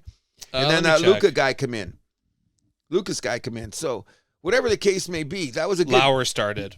No, did he? No, sorry, Schultz. Schultz started, then Lauer came in. Lauer got the win. Yeah, and Schultz only pitched 2, right? Yes, he did. Yeah, so they had 2, then Lauer did 3, then you got Rodriguez, and the guys all molded it down. Little impressed me. First and third, nobody out gave up a run. Good, and Schneider didn't pull him. Mm-hmm. Gave the guy, okay, I'm going to give you a chance to work this out. On a road on a Friday night in Minnesota, they pulled it off. Great team building, I thought, and we ended up winning late. All good. You know Hoffman got the save. But he's not a guaranteed closer, bro. No, he's not. He's not. Even then, he gave up. He got the first 2 guys out last night, and some weird shit happened. And he struck out the 3rd guy. Now, what's he going to do today? It's got to be Jaime Garcia, because notice Garcia didn't pitch last night, did he? No, he didn't. No, we're getting smart. And is Swanson going to give us anything after all this time? I hope. Like what? I hope. I don't know. Something. Just be a productive bullpen arm. You don't have to be a high leverage guy, but just like get 3 outs. Remember what we gave up to get here. Don't remind me. who hit a double and a home run the other night when I was watching the game. Love the guy. But that's what I'm saying. Swanson's got to do something for us. The main key is, though, we got our starters rotating, and if you start having 10 guys starting for your team, you never make the playoffs. When you look at all the guys that we had starting on our team, we've picked and choosed. So we've had like 7 or 8 guys that have started, but they've had their one start. No, this guy ain't working. Get him out. Like the guy with the braids, he's not starting again for the rest of the years. Okay, but every team does that. Throw in a guy, throw him against the wall, see if he's going to stick. You know what I mean? But you look around, we're going to catch the Yankees. Because you know who they got? Who they got? The top We're still two. 5.5 back. So what? We got to play them, and our hitting. Their run differential is 101 better than ours. What's the date?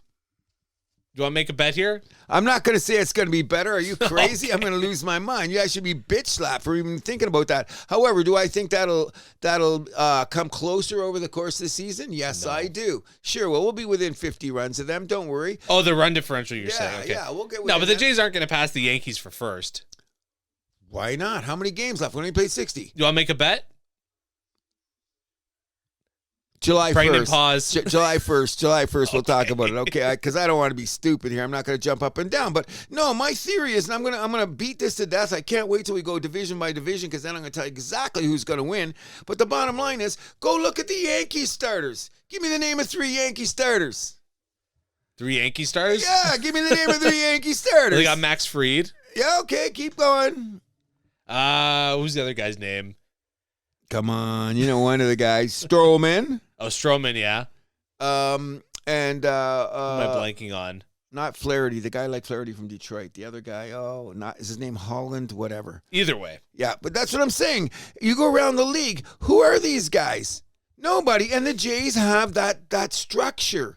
That like the basis, like the building blocks to get into the playoffs. They just got to be consistent about it. Well, you talk shit about the Yankees, though. They've allowed less runs than the Blue Jays. What's that? Because their pitching and their bullpen has been there. Okay, then. So, but I'm not saying over the long run, I'm not going to say it's going to hold up. I don't believe it's going to hold up. I think we'll be there right with them. When the time comes, we're going to be right there to fight the Yankees. I don't think the Yankees are going to be... Now, they hit a little better. So a lot better. Okay, well, then we got to hold up. And I'm so glad. And they have the MVP. They have a monster on their team. Every show, we should just say, like we did last show, we just say one thing. Aaron Judge. Still on the chase for 400, batting .397 right now. Insane. Aaron Judge, he is what do you call that? 1 in a million guys, like in the history of baseball. He's already in the Hall of Fame. Come on. Oh, agreed. You know what I mean? He's unbelievable. And here's another thing we got to remember about Judge is he plays great defense. Yes, he does. And he's got a cannon arm. So what more are you going to say? Okay, so let's go here right now. You've got, Rodon. Forgot that's the guy I couldn't remember. On Yankees pitching staff, they got Rodon. Oh, gee, what's he? He's the other guy. So you do have a point there. Oh, it's Yarborough. But he's gone to the bullpen. So who's starting? Oh, it's that Schmidt guy. Is he any better? No. Will Warren. Who is Will Warren? You don't know Will Warren? Of course I do. But, I mean, come on. Who would it happen? But, that's another thing, though. After all is said and done, you got to give the Yankees credit because their starting rotation has stayed steady. And Stroman's on the DL anyway, isn't he? Yeah, he is. Yeah, he's on the DL. So, but the 5 guys, they keep rolling them over to save their bullpen. Well, and Fried gives them a real ace. Oh, which the Jays don't have. We have like 3 number 2s. And you know what? I have to give him credit, though. We've got 3 guys over 70 innings for starters. Mm-hmm. And Francis is pushing 60, which is okay. Yeah, but its ERA is trash. Oh, just rotten to the core. But when you start talking about what's going to catch you over the 162-game schedule, Max Fried's got 80 innings pitched. Rondon's got about 79. What are all the other guys got? None of these guys are close to 60. No. So that's and the Jays have got the guys that are eating innings. Remember we talked about at the beginning of the season? Do you have the guys that can eat the innings? So I'm saying I'm looking at this as the marathon, bro. Okay, we'll see. The marathon. I'm not saying we're going to beat the Yankees, but do you like our chances of making the playoffs much better now than you did a month ago? Sure. Okay, and as long as we don't fuck up, we're going to get... But the AL, it's a big mess, though. So, like, one big losing streak, you're back to where Don't have a losing streak. That's the point. Easier said than done. Consistent. We haven't lost 3 games in a row since Jesus was a baby. We haven't lost 3 games in a row in a long time. And here's the great thing. Do you feel better about this team right now than you did about the team this time last year? Oh, absolutely. That's I mean, I think we came into the season kind of knowing they're a better team than they were last year. But the question was, how much better? We were there. And the whole thing was how much hitting. Okay, and I've been preaching it. Pitching gonna get us there. We got the right bullpen. Looks like we got the right bullpen guys. Got some good arms. We got a couple guys down in Buffalo who are making noise that we could bring up. That are in the top 10 or going to all-star games in Buffalo. No hitters, though, down there, though. There ain't nobody hitting shit in Buffalo. We were excited about that Martinez guy hitting. No. He can't even hit his weight. So it's a mistake on there. But there's some pitching guys that they're already talking about are going to be going to the all-star games. We'll see. A couple of prospects in Buffalo, so we're going to be good that way. Never hurts to have a few more arms in the pen. No, and that which makes the East more interesting because when you do look at the standings, suddenly, goddamn, Tampa Bay is there again. Tied right with us. Oh, and you know what? You know who I don't feel sorry for? Fuck you, Boston. Baltimore even better. Baltimore is like insane. What's happened to them? No is starting it just a lesson of like hanging on to your pitching. Prospects for too long? You got to just make a decision with those guys? No, I think what the problem is that they looked at everybody was playing on the field and they didn't boost their rotation enough. They didn't look enough at their pitching staff. Their pitching staff's horrible. That's my point. They could have used like some of those like prospects they have to like trade for some guys. Instead, they want to hold on to everybody. Can't do it. No, exactly. What's the prospects of their season where we're now 50, 60 some games They're in? done. 14 games behind and 12 under 500. Too much ground to make up. Run differential of minus 88. They're done. And this is Baltimore who is just this time when we start in the season, how many years in a row are they going to make the playoffs? That's how quickly baseball changes. Ask Texas Rangers. Yep. A couple of years ago, they were the Baltimore Orioles. Where are they now? Well, they won the World Series. They did get a World Series. And they didn't even make the playoffs last year. There you go. Which brings me to me just saying before we end our baseball thing here is that the fact that the American League East is going to be very interesting. I really believe that I don't think that Boston could, unless they make some moves. I don't think Boston, they're falling down. They're not coming back. Not enough. They're on the verge of being a Baltimore. Yes. I know the run differential's okay, but like things are too weird there. I think they messed up their whole situation with, oh my God, what's his name? Devers. And the guy's still hitting the ball off the cover. He's just having a monster year. He's MVP. I think that's a fuck you season he's having there, basically. MVP caliber. See his numbers? But like now it's the thing they want him to play the field again, and he's like telling them to fuck you. And then he's going out and hitting the ball harder. He's like, well, look, you look at his numbers. He's got almost 60 ribbies. Guy's mad. 13, 14 homers, 280. Guy's an OPS. That was, you know who fucked up that situation there with him? It was Cora. Yeah. Because he basically said, like, oh, no, it's come from upstairs. Like, that's not how you sell the guy on this shit. No, That's a bad manager. Yeah. He's usually good, though. That's one of his few mistakes. So, well, just really quick, when you look at it, I think the American League East is going to be the most interesting because I really believe the Tigers are going to skate away with this division. They're see Screwball again last night. You don't think like the NL East or any of those NL divisions? We'll get to them.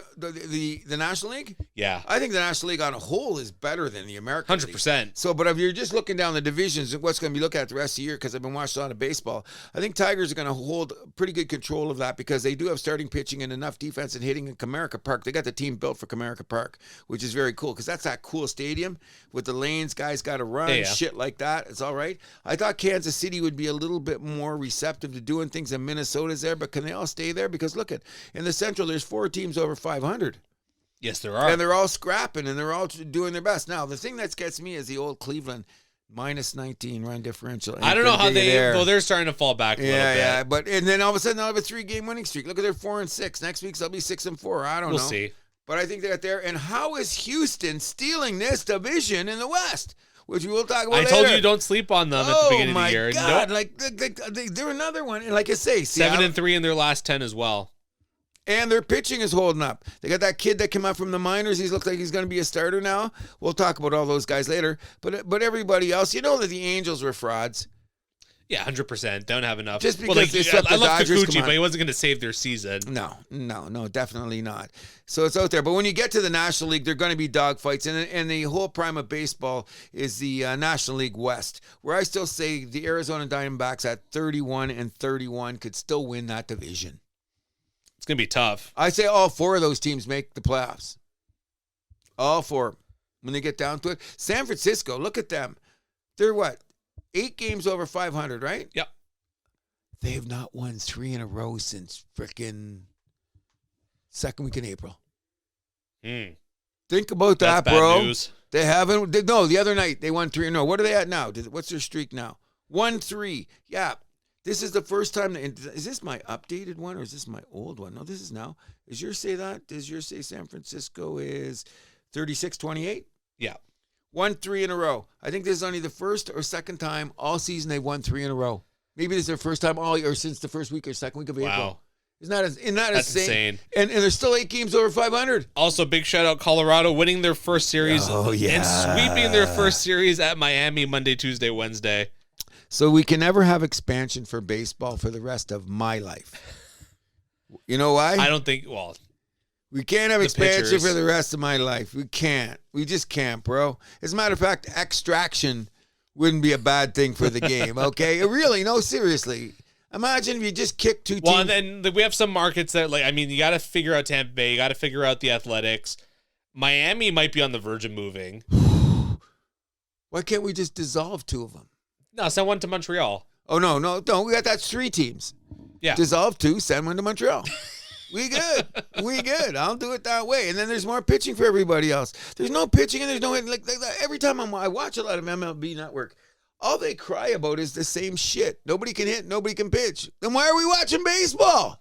Because we got Judge, we got Ohtani, we got Skeens, we got Screwball. You know what I mean? Oh, poor Skeens, by the way. You know what? Banished to Pittsburgh. Oh, and How long before he's like playing for the Yankees or something? Oh, not for another couple of years unless they trade him. The owners talked about it. Anyways, it's just when you just think about it, I always throw the little stats in before in baseball. We're down to only 17 guys hitting over 300 again. We don't even have 20. Yeah. We're down to 17 guys. Too many shitty hitting teams and too many. But we have a guy that could be hitting 400. That's great. That's great. But then, you get shit like, who's Hunter Brown? Guy comes out of the Astros. They come out, who's Hunter Brown? I kind of heard about him. I know who he is now. Like, come on, where do these guys come from? And the greatest thing is, and he's going to get comeback player of the year if he keeps going. Robbie Ray, 8 wins now, eh? I know. 8 wins. Good for him. Yes, I agree. So, and he's one of the ones, you know what he's become? Because he's playing on San Francisco, right? Mm-hmm. All those times they never have those 3-game winning streaks, he's the guy that breaks the losing ones. So if they lose 2, he'll come in, because they haven't had a lot of 3-game losing. Obviously, they haven't had many 3-game losing streaks either. But the balance on that is them and I forget the other pitcher. We'll get to that later down the road. They got 2 guys that are stoppers that have been coming out all year. Every time they stub their toes, these guys come out and give them 7 innings.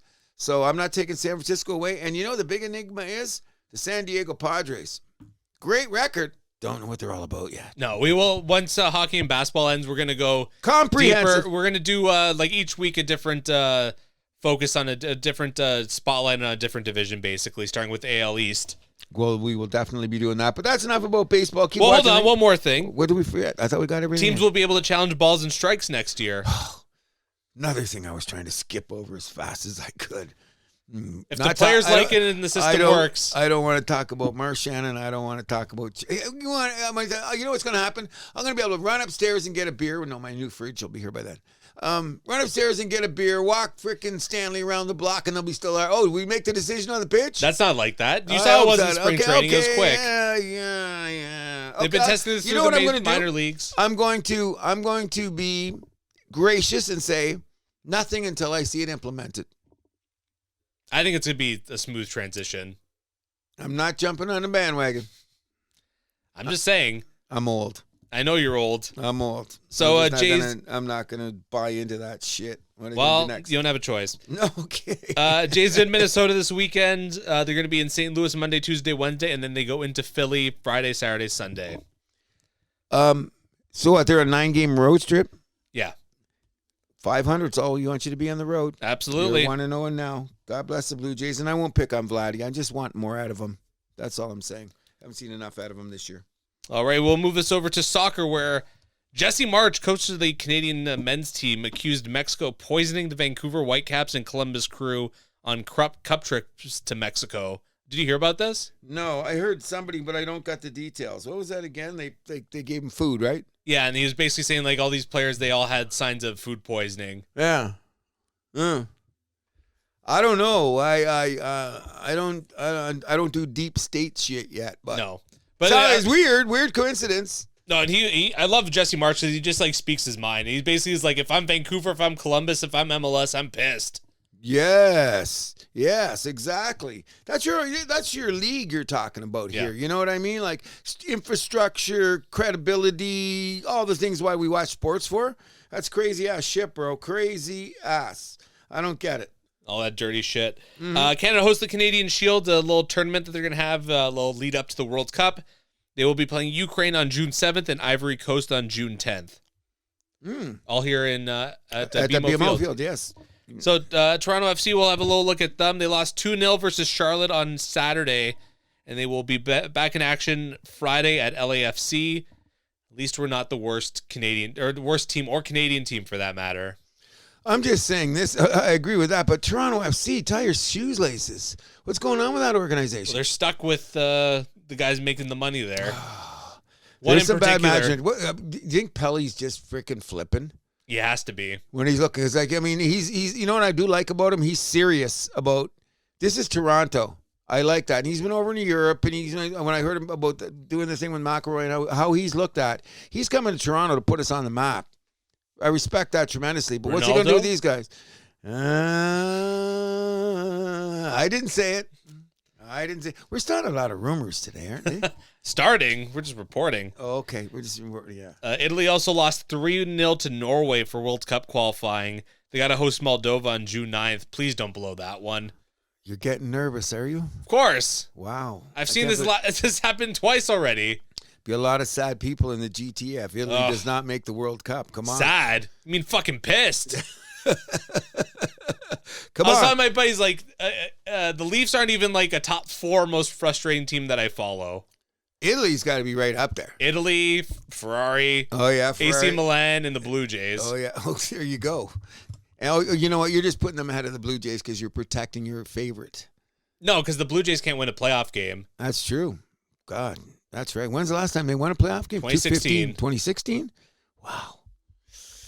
Man, those 2015, 16 years, they were so much fun, eh? I know. Just too much fun. And if Brett Cecil was healthy in 2015, they would have won the World Series. But that's neither here nor there. We'll move it to the Champions League final where PSG smashed Inter 5-0 in the final in Munich. Hakimi had the winner. That was in the 12th minute. Just dominance from end to end in this one. PSG all over Inter. I did not get Inter not changing their goal kick strategy. They just kept going for the short kick, and PSG was all over that, basically trapped them in their own end. I don't get why they didn't switch to a long kick, but doesn't matter, neither here nor there. Inter's manager Inzaghi left Inter after the loss. I think that was planned either way, but... Oh, he's done? Yeah. Soccer's ruthless. He left on his own. Okay, but it's still ruthless. Yeah, I mean, I think that the way he left, I think it was a planned thing anyways, but still, you got to find a new manager. And Inter have been having a nice little run, although this year they had a chance at a quad, four pieces of hardware. They come away with nothing this season. That sucks. Well, that's why probably the guy left town. But losing like this, man, nobody expected this score. 5-0, no. No, nobody did. Everyone says it's one of the most disappointing Champions game in years. So I'm hearing years. You know what I mean? Like, they're disappointed for years. Come on. Wow. I was expecting more and I didn't get it, but sometimes you can't always get what you want. Is that what they say? Absolutely not. We'll keep an eye on, obviously, all the soccer news coming up this summer. It's going to be the transfer season coming up. And then, of course, World Cup qualifying and then the Canadian Shield. We'll keep an eye on all that for you. But for now, we'll move this over to the world of tennis, where we are in Roland Garros in Paris for the French Open. And Coco Gauff just won her French Open title right here, right now. Sabalenka defeated Swiatek 7-6, 4-6 to get in there. Yeah. Oh, no, sorry. Sabalenka defeated Swiatek in straight sets. Gauff defeated the hometown Boisson. And, like, Sabalenka, just her run in this tournament was amazing. Won that first tiebreaker set there against Gauff, but then Gauff came back in the second set 6-2, ends up winning the third set 6-4. Big emotional win for her. I think Sabalenka is just weird on clay. It's not her surface. No, but I mean, I thought she was going to win this. I don't think this is either one of their surfaces. No. Considering where they're at. And God bless Coco Gauff, and I'm glad that she took a left turn on Attitude so I can cheer harder for her. But there's some certain things that went on the women's side of the bracket I'll talk about really quickly that caught me off guard. One of the reasons was that Swiatek went immediately into complain mode because this would have been her 4th consecutive. Yes, it would have been. One of her bitches was they had to close the roof. Remember one part of there's the they can close the roof now at Roland Garros. That one thing there.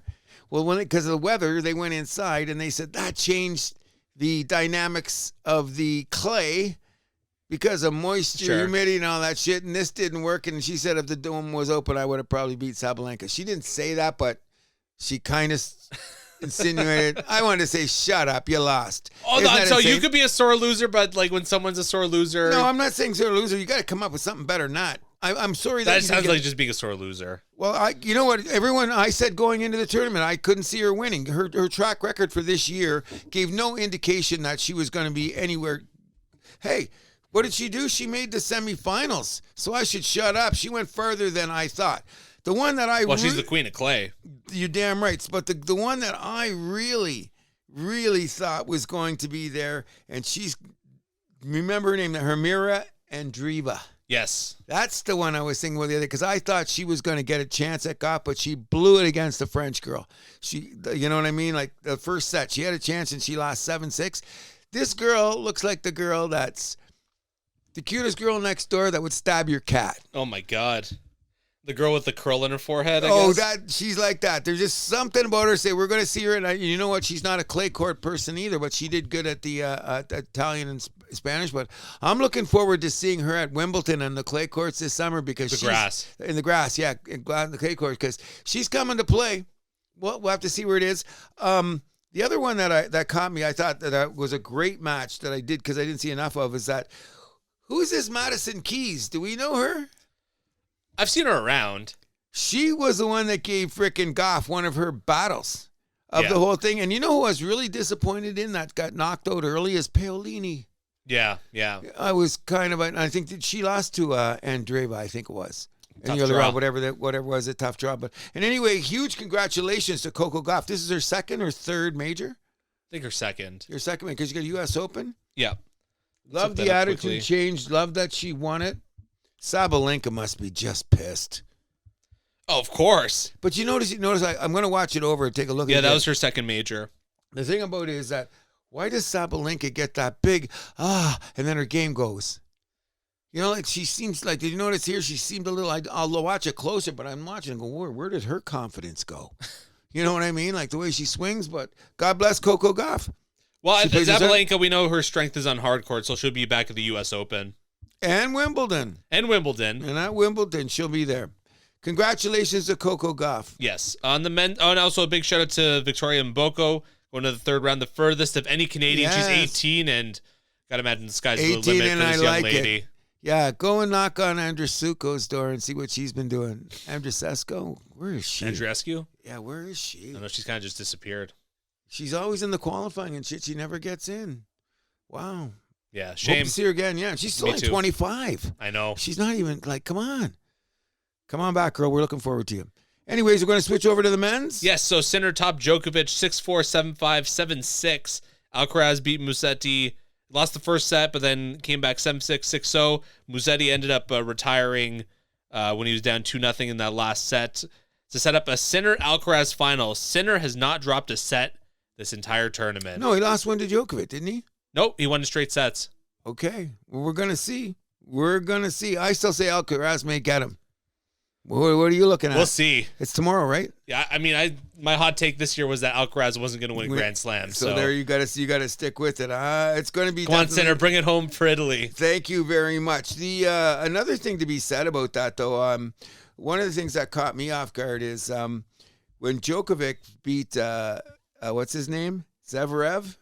Yeah. This guy just can't get over the hump, eh? No, he can't. He turned into a complete little bitch too. Did you hear him after? No. He complained this and that, the surface, the referee. He I don't know. He had issues. I'm starting to think he's never going to win a major. Well, for a that's Grand what they're Slam. saying. It's the attitude. Like, all of a sudden, he just loses his shit. I Because like his game. whenever I like it's a his tough game. draw, he never. Never. Yeah. And this is, again, another opportunity for him to be there when he got his big chance. And he's always saying, like, he was the one that hinted at. Was he one of the ones that hinted at we're going to move the old men out of the way? Oh, A year ago, was it him or Alcaraz? They didn't say it out loud, but they basically said, we're pushing those guys out of the way. And look at, they're all gone. Andy Murray, Federer, they're all gone. The only one left is Djokovic. Yeah, it's like famous last words, basically. Yeah, but then you know what? To respect the guys that were here because they put the game on this level so you can continue to make money. You know what? Father Time's undefeated. Remember that. One day you're going to be there. So I always hate it when these young guys like just, we're going to push these guys out of the way. Yeah, you're not respecting the. Yeah, you got to do that. Before you. You know what I mean? And it's like in other sports with all the yakking that you hear in the other sports. You don't hear anybody pushing anybody out of the way too much in other sports like that. Okay, maybe on the court. Sometimes you hear an old school diss, but outside of that, there is some sort of respect there. But yeah, I'm looking forward. It should be a good match. I'm going to looking forward to that very much tomorrow morning. I'll be definitely be doing that. Let's see what Alcaraz can do. Alcaraz did beat this. Is this Tommy Paul guy for real? He's good. He's got to do a semifinal now, right? He's another guy that's got to take that next step. But look when he got there. He basically got slapped when Alcaraz got him there. And the last time he got this far, he got slapped by Skinner, I think, in straight sets. Yeah. You know what I mean? But he's the big American guy, right? Yeah, he is. Yeah, like every time I see him, they promote him because American tennis player hasn't done shit since Jesus was a baby either. Well, since, what's his name? What's his name when the U.S. Open, like 2003? Oh, yeah. We're having... Andy Roddick. Yeah, Andy Roddick. Yeah, that's 20 years ago, bro. 20 plus years. More than 20 years ago, yeah. Wow. Insane. Okay. Anything else for tennis? No, the other guy that didn't get it too. Did you think that Tiafoe should have given Musetti a better run than he did? That went 4 sets. Yeah, Tiafoe's he's kind of the same deal. Yeah, that's what I'm saying. But neither one of those guys are clay guys. I'm looking forward to see what happens. They're going to the U.S. Open. And Wimbledon. Wimbledon, we'll see. Yeah. Grass is a little bit of a wild card though. They don't really play that in the States. That's true. Yeah. That's it for tennis? Yes. Now let's get on to the main thing. Well, not yet. Maybe it's the main thing for you. We're going to be talking about the CFL here. Opening weekend. Yeah. Oh, yeah. The CFL. Argos had a big loss last night. They lost 28-10 in Montreal. Chad Kelly, still no timetable for his return, all the way back to the injury sustained in last year's East Final. That's starting to get a little concerning, don't you think? Yes, it is. Oh, by the way, I watched a bunch of... Although he is training. So I think he will come back this season. So I think he'll be back this season, but how much they're going to miss, they don't get too far behind. What happened last year? He missed a bunch of games. They still won the Grey Cup. They were outmatched last night. I watched a bunch of the game. They were getting steamrolled. But you don't win the championship in the week first 1. Game of the year. But you show up. The metrics will tell you. Like, what score? 24-10? 28-10. 28-10. I'm surprised it wasn't worse. Like, Montreal dominated on every aspect. It wasn't for a turnover or two here. I think one in their own Toronto red zone, I believe. Also, don't forget it's the revenge game from last year's East Final. And that's true too. That's always has a factor. But it's first game of the year. But Toronto Argos definitely looked disjointed last night, and they were on the road. Yeah. So we'll give them the benefit of a doubt. This weekend is full blown CFL. Well, it's opening weekend. Yeah. So it's everywhere. I'll have to take a look to see what's happening. I never believe these pregame who's going to do what because the league is so small in team size. So what they're telling you in the preview, I'm not necessarily going to believe. Give us 5 or 6 games. In terms of like who the favorites are? Yeah. You never know. Well, Toronto opened up as the favorites along with the Blue Bombers. But I mean, BC and Montreal are 2 teams to watch out for as well, I think. Remember BC had that hot start last year and then things kind of fell back. How do you think Luke Wilson's going to do as a sideline reporter in the CFL? That caught me off guard when I saw that. Caught you off guard? What? What's he doing here? I didn't think he was the CFL guy. I didn't think he was either. But you know what it is? Good for him, though. No, and you know what it was? But I remember that his dad, who was an all-city football player I went to school with, I graduated with his dad, and his dad was a good college player. Apparently so was his brother. I don't remember his brother. But the bottom line is I think that because he just got they had some kind of awards this week for broadcasting in Canada. Yeah. Like sports guys, like analysts, show hosts, yeah, content and all that shit. And Luke Wilson was nominated Didn't win. Not surprised. Okay, I'm not surprised. I Either. mean, I'm not surprised that he didn't win. I'm not surprised that he was nominated. I'm not surprised he was nominated. Yeah. If he didn't win, I'm going to say, well, no, he's still a little bombastic for everybody to go, but you got to recognize that's fine, though. You want that. I don't have PTI have won Emmys being bombastic. That's what I'm saying. So I don't have any problem with the way he presents himself. He does know the game, which is, makes it interesting, but it's going to be good to see him on the sideline. He's pretty funny at times. You have he to is admit, funny. He is funny. He's a Windsor boy. Not LaSalle. He's a Windsor boy. He's LaSalle, according to himself. No, he's a Windsor boy. Get it straight. Argos are going to be at home next Saturday to host the Calgary Stampeders. We're going to keep an eye on that. Hopefully they can get back to 500. Anything else for the Big Nine, the CFL? No, but we'll pay attention. All right, then. We'll move this over to, I think this is what you were referring to as the big one here for us here. Formula One. Yes. Oscar Piastri winning the Spanish Grand Prix from pole, extending his championship lead over teammate Lando Norris to 10 points. Norris and Leclerc completing the podium. Russell fourth. Hulkenberg fifth with a heroic drive. Hamilton sixth. Yes. Got to bring him up. Yes, Hamilton sixth. Hadjar seventh, who continues to impress. Gasly eighth. Alonso 9, getting his first points of the year. And Verstappen 10 because he lost his fucking mind at the end of that race. Wasn't helped by his team. No. Okay, knows that. Okay. So first thing is, I'm going to blame Leclerc for hitting him. Leclerc was nowhere near him. Okay, whatever the case. Let's get to the meat of the story first. Congratulations to Oscar. Is his fourth win this year? Yes. Fourth win this year. He is now. No more. Maybe it's 5. Maybe he's won 5. I think he has won 5. Let's see. In any event, Zach Brown, who I'm not surprised has a big Jack Daniels sticker on the front of his McLaren cars. You have to say Oscar is the man now. Quit dancing around it. We're a team. It's only a 10-point difference. I don't think you're going to get that. Shut up. Come on. He's the guy. Lando was supposed to be, but it hasn't worked out that way. So let's just tell the truth. So that was Oscar's 5th win. Yes, 5th win this year. So how can you deny the guy now? He's the man. He's only up by 10 points. He's the man. How many has Lando won? 2. 5-2.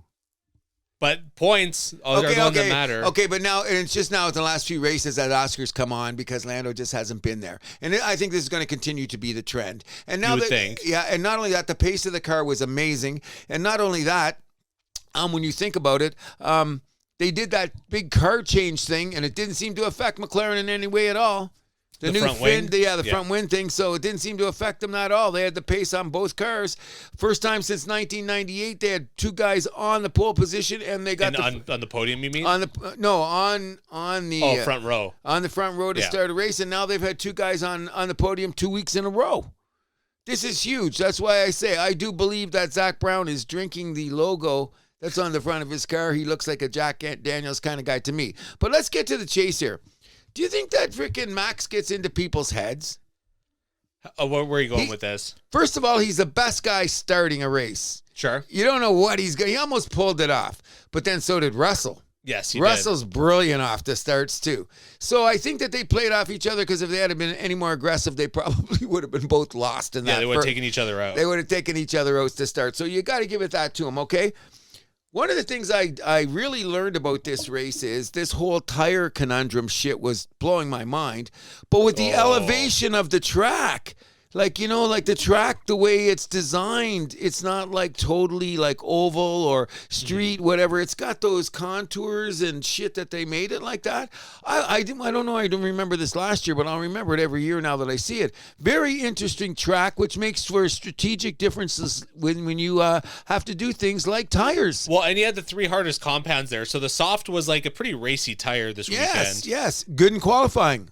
Well, even great in the race, too. Guys, you were able to extend your stint on those soft tires for a long time, up to 20 laps. Yeah. But the fact was, Red Bull fucked up by not saving those tires. It left Max out on, hards at the end. Oh, it was just brutal. He was basically a sitting duck out there. Yes. Overthought that, last turn heading into that lap after the safety car. Almost took himself out of the race, saved himself, blamed Leclerc for it. Well, you know what I think? Leclerc just ate him for breakfast off that. Okay, but here's the only thing that did happen, though, which was very interesting. When's the last time they had a safety car in this race this late? Rare. Okay, well, that's just I'd argue that's just because of, the regulations now and, the cars are, better than they ever were. They don't break down as much. Okay, well that's true. So that definitely threw a wrench into it because it automatically. But you got to prepare for that though. You got to. That's what you got to do. You got to do it. So maybe it wasn't Max's day. Well, also we're burying the lead that like he had a little battle with Russell.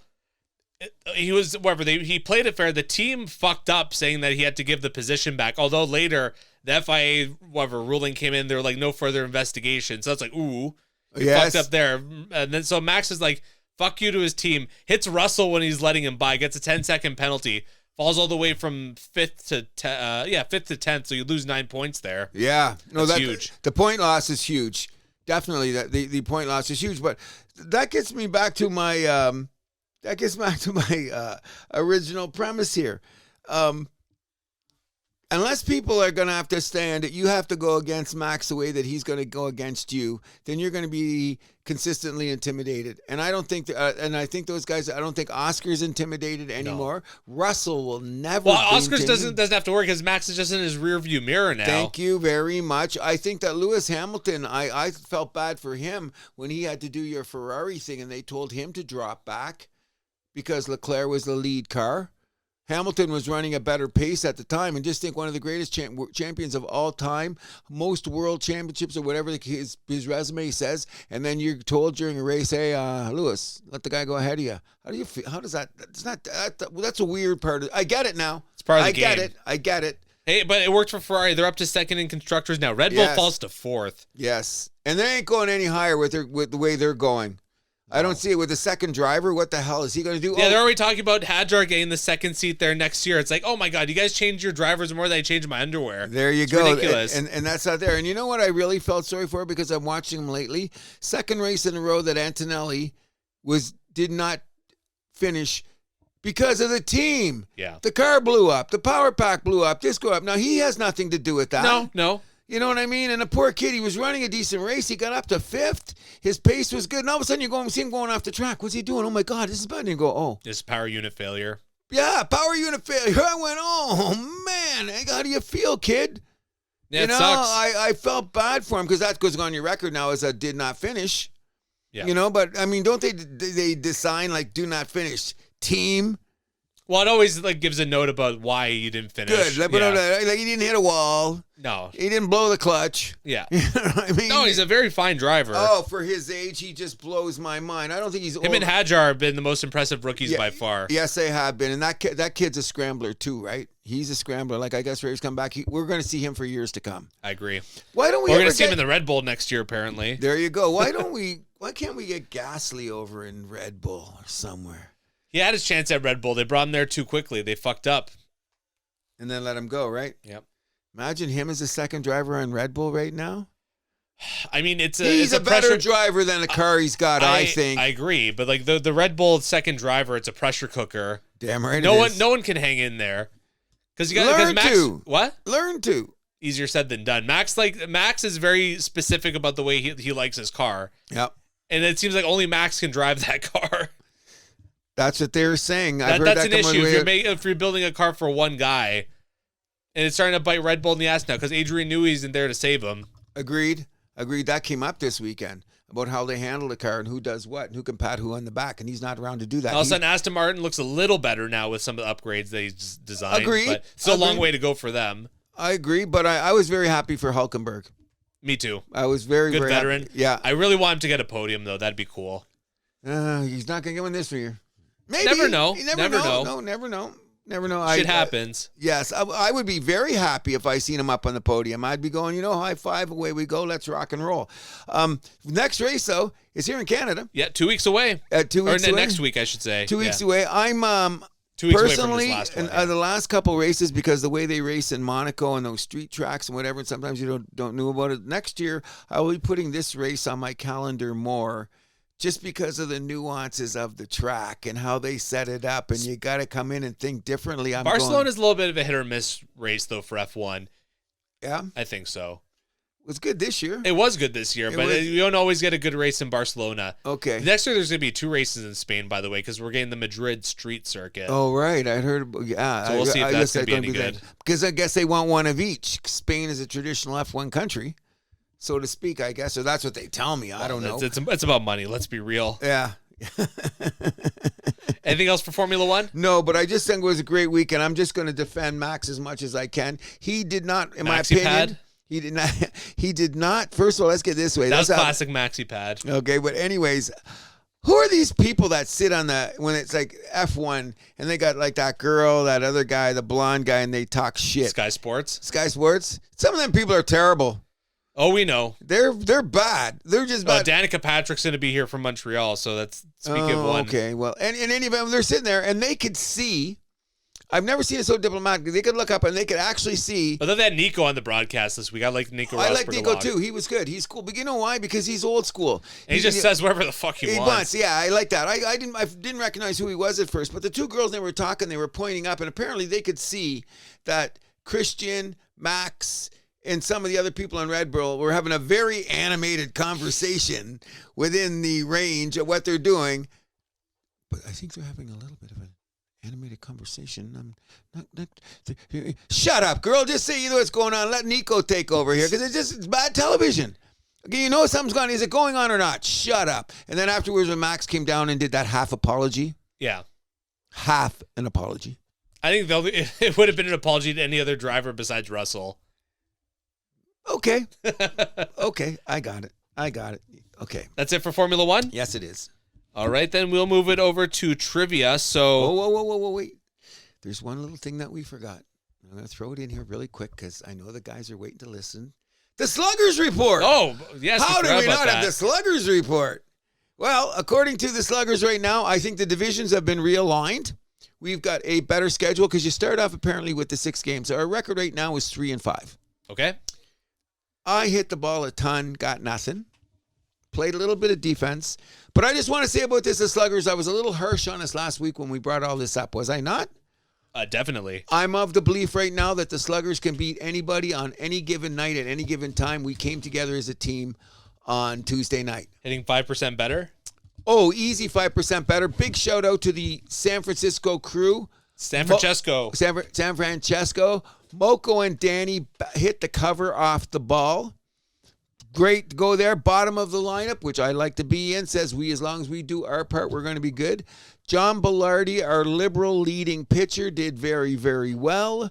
The defense was solid. We're going to tell the other teams not to hit 2 balls in a row to Zachary Cruz. That's all I'm going to say. I love you, son. I love you, son. Everyone's going to love that. Once again, Cody's our MVP. But everybody on the team to coming out, including Bo, everybody. If I miss somebody's name, you guys have proved to me, BOH, Waters playing some good third when we need you. AJ always showing up with the good flavor of the day, if you know what I mean. This team's going to be good. Anyways, Andrew, our team's going to be good. We looked a little weird trying to get our shit together over the first few games. But Zach's, him and Bo have gone, they work together. They've manipulated the lineup. They've done some things that we're going to be slugger good. And I expect that people will be scared of us. Apparently the team that we just split with, they're the number 1 team in the divisions and they've been just slapping everybody or something. I don't know. And everybody looked a little worried when we seen them. We won the first game. We had a little fall down in the second, lost by a few. But as for playing wise and team wise, sluggers were good. Let's go. All right, that's the Sluggers Report? Yep. All right, so 2 trivia questions this week because Steven missed one. Okay. So question 1.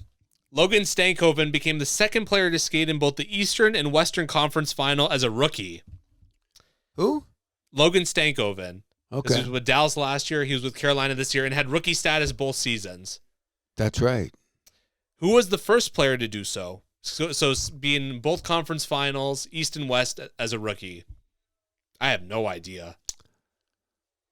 East and West is a rookie. It's not Asa Tikkanen. It's a European player. Let's say the question out loud one more time to make my brain to go.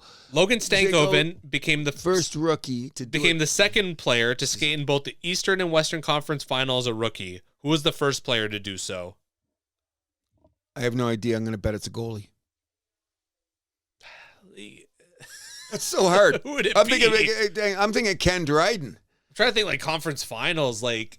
But he didn't play for 2 different teams, Ken Dryden. I'm thinking back in the day. This could be an all, but I think it's something pretty new, and I think it's going to be a goalie. Did Aiden Hill do that?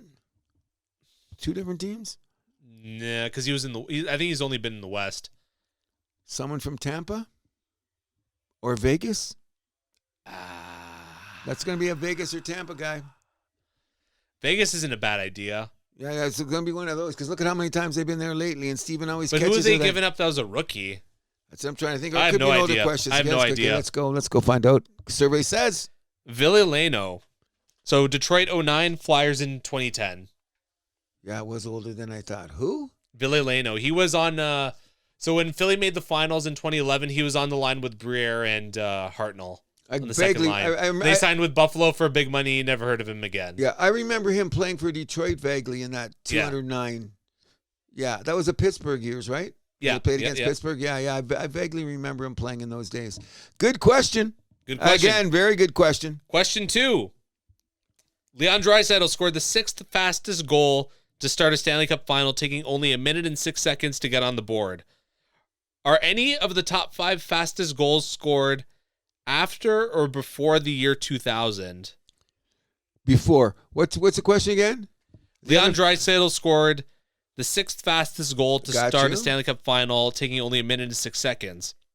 Are there any top 5 fastest goals scored after? This is a weirdly worded question. No. Are any of the top 5 before or after 2000? So you're thinking they're all like before? Mm-hmm. Probably. Yeah. Oh, yeah. We haven't seen a quick Yeah, goal. so I'll read them to you. So the fastest is Sid Smith, Toronto 1951, 15 seconds in. Okay. Reggie Leach, I Reggie remember Leach, that one. 21 seconds in. I remember that 1976, although Philly lost that series. Pitt Martin with Chicago in 1973, 35 seconds. That was against Montreal. Yeah. Wasn't it? Yeah, that was Montreal. Is that the one that you rubbed in Bobby Hull's face? Or is that 71? That's 71 I rubbed it, but we beat him then too. I remember that. I was pissed off. What game was that? Game 1 or game 2? It doesn't say. Henri Richard, Montreal, 1959, 36 seconds in. And Dick Duff, 1963 with the Leafs, 49 seconds in. I wonder if Henry Richard did that around my birthday. And when I was born, 1959, that was a good sign. All right. But I do remember that other goal, though, the Reggie Leach one. I remember that. And I remember the Pitt Martin one, too. But you know more about him is he played a lot of hockey down in southwestern Ontario. My good friend Bill Duffy, who should have played in the NHL but quit too young, he played against all those guys down there. Pitt Martin was a good man. All right, that's gonna do it for us just about for this show this week. What is the event you're looking forward to the most this week? Game 3 and Game 4 of both series. I mean, game 2 for basketball. But game 2 and game 3. But I'm definitely looking forward to that. I'm really excited about this tennis match tomorrow. Huge looking forward to that. But in a weird kind of a way, I'm looking forward to how the Blue Jays respond going into Philadelphia. Ooh, next weekend. I'm kind of litmus test for what's going on. Philly's a good team. They don't like what happened in Detroit. Nope. It came up on MLB Network, like a lot of Philly press and shit was going. They did not like what happened in Toronto. They thought that the aberration was Francis. What if the starter didn't have a rough night? We could have been swept. Because think about it. They scored 6 runs in the first inning. Well, they weren't swept. Jays won 2 of 3. You won 2 of 3, but the very first game that they did win, when Francis gave up 6 in the first inning, they only gave up 8 for the game. Yep. So their thing is, you look over the next couple of games. What did Philly score? Like what? Run a game? And Toronto freaking bitch slapped them hard. Well, especially in that third game, yeah. There you go. So a lot of the people go, what's going on here? And didn't Philly lose again last night? No, I think they won. I don't know. Anyways, I'm looking forward to that too. Yeah, we're under 2.5 hours for this show. Thank you. Pretty good. So, Thank you. We'll look forward to you guys next week. Thank you very much for listening. We love it. We appreciate it. And most of all, we love you. Yeah, of course you do. And remember, always give us a like, a love, or wherever it is that we can get your attention because we're trying to get yours. Absolutely. Oh, the only thing I'm going to say is, isn't Stanley learning better? He is. Stanley in his old age, at 2 years old, is getting a little better on there. Also, we'll be taking a look at this Canadian Open for the rest of the day to see what's happening. Anyways, let's enjoy the rest of the weekend. We get out of here. This is just amazing because I don't have to be anywhere until 2 o'clock. There we go. And it's 1:09. Yes, it is. I can even eat before I go. Anything else you'd like to bring to the table? That's just about it. Hi, my name is Andrew Milani. Hi, my name is Cruz, and what do? We keep the vibe alive. Do you have a question? We'll answer it on the air. Send it to thehousethathappens@gmail.com. You can find us on Podbean, Spotify, YouTube, Amazon Music, iHeart Radio, Player FM, Podchaser, Boomplay, and SoundCloud. You can follow us on Facebook, Instagram, and TikTok at The House That Happens, and on X at House Happens.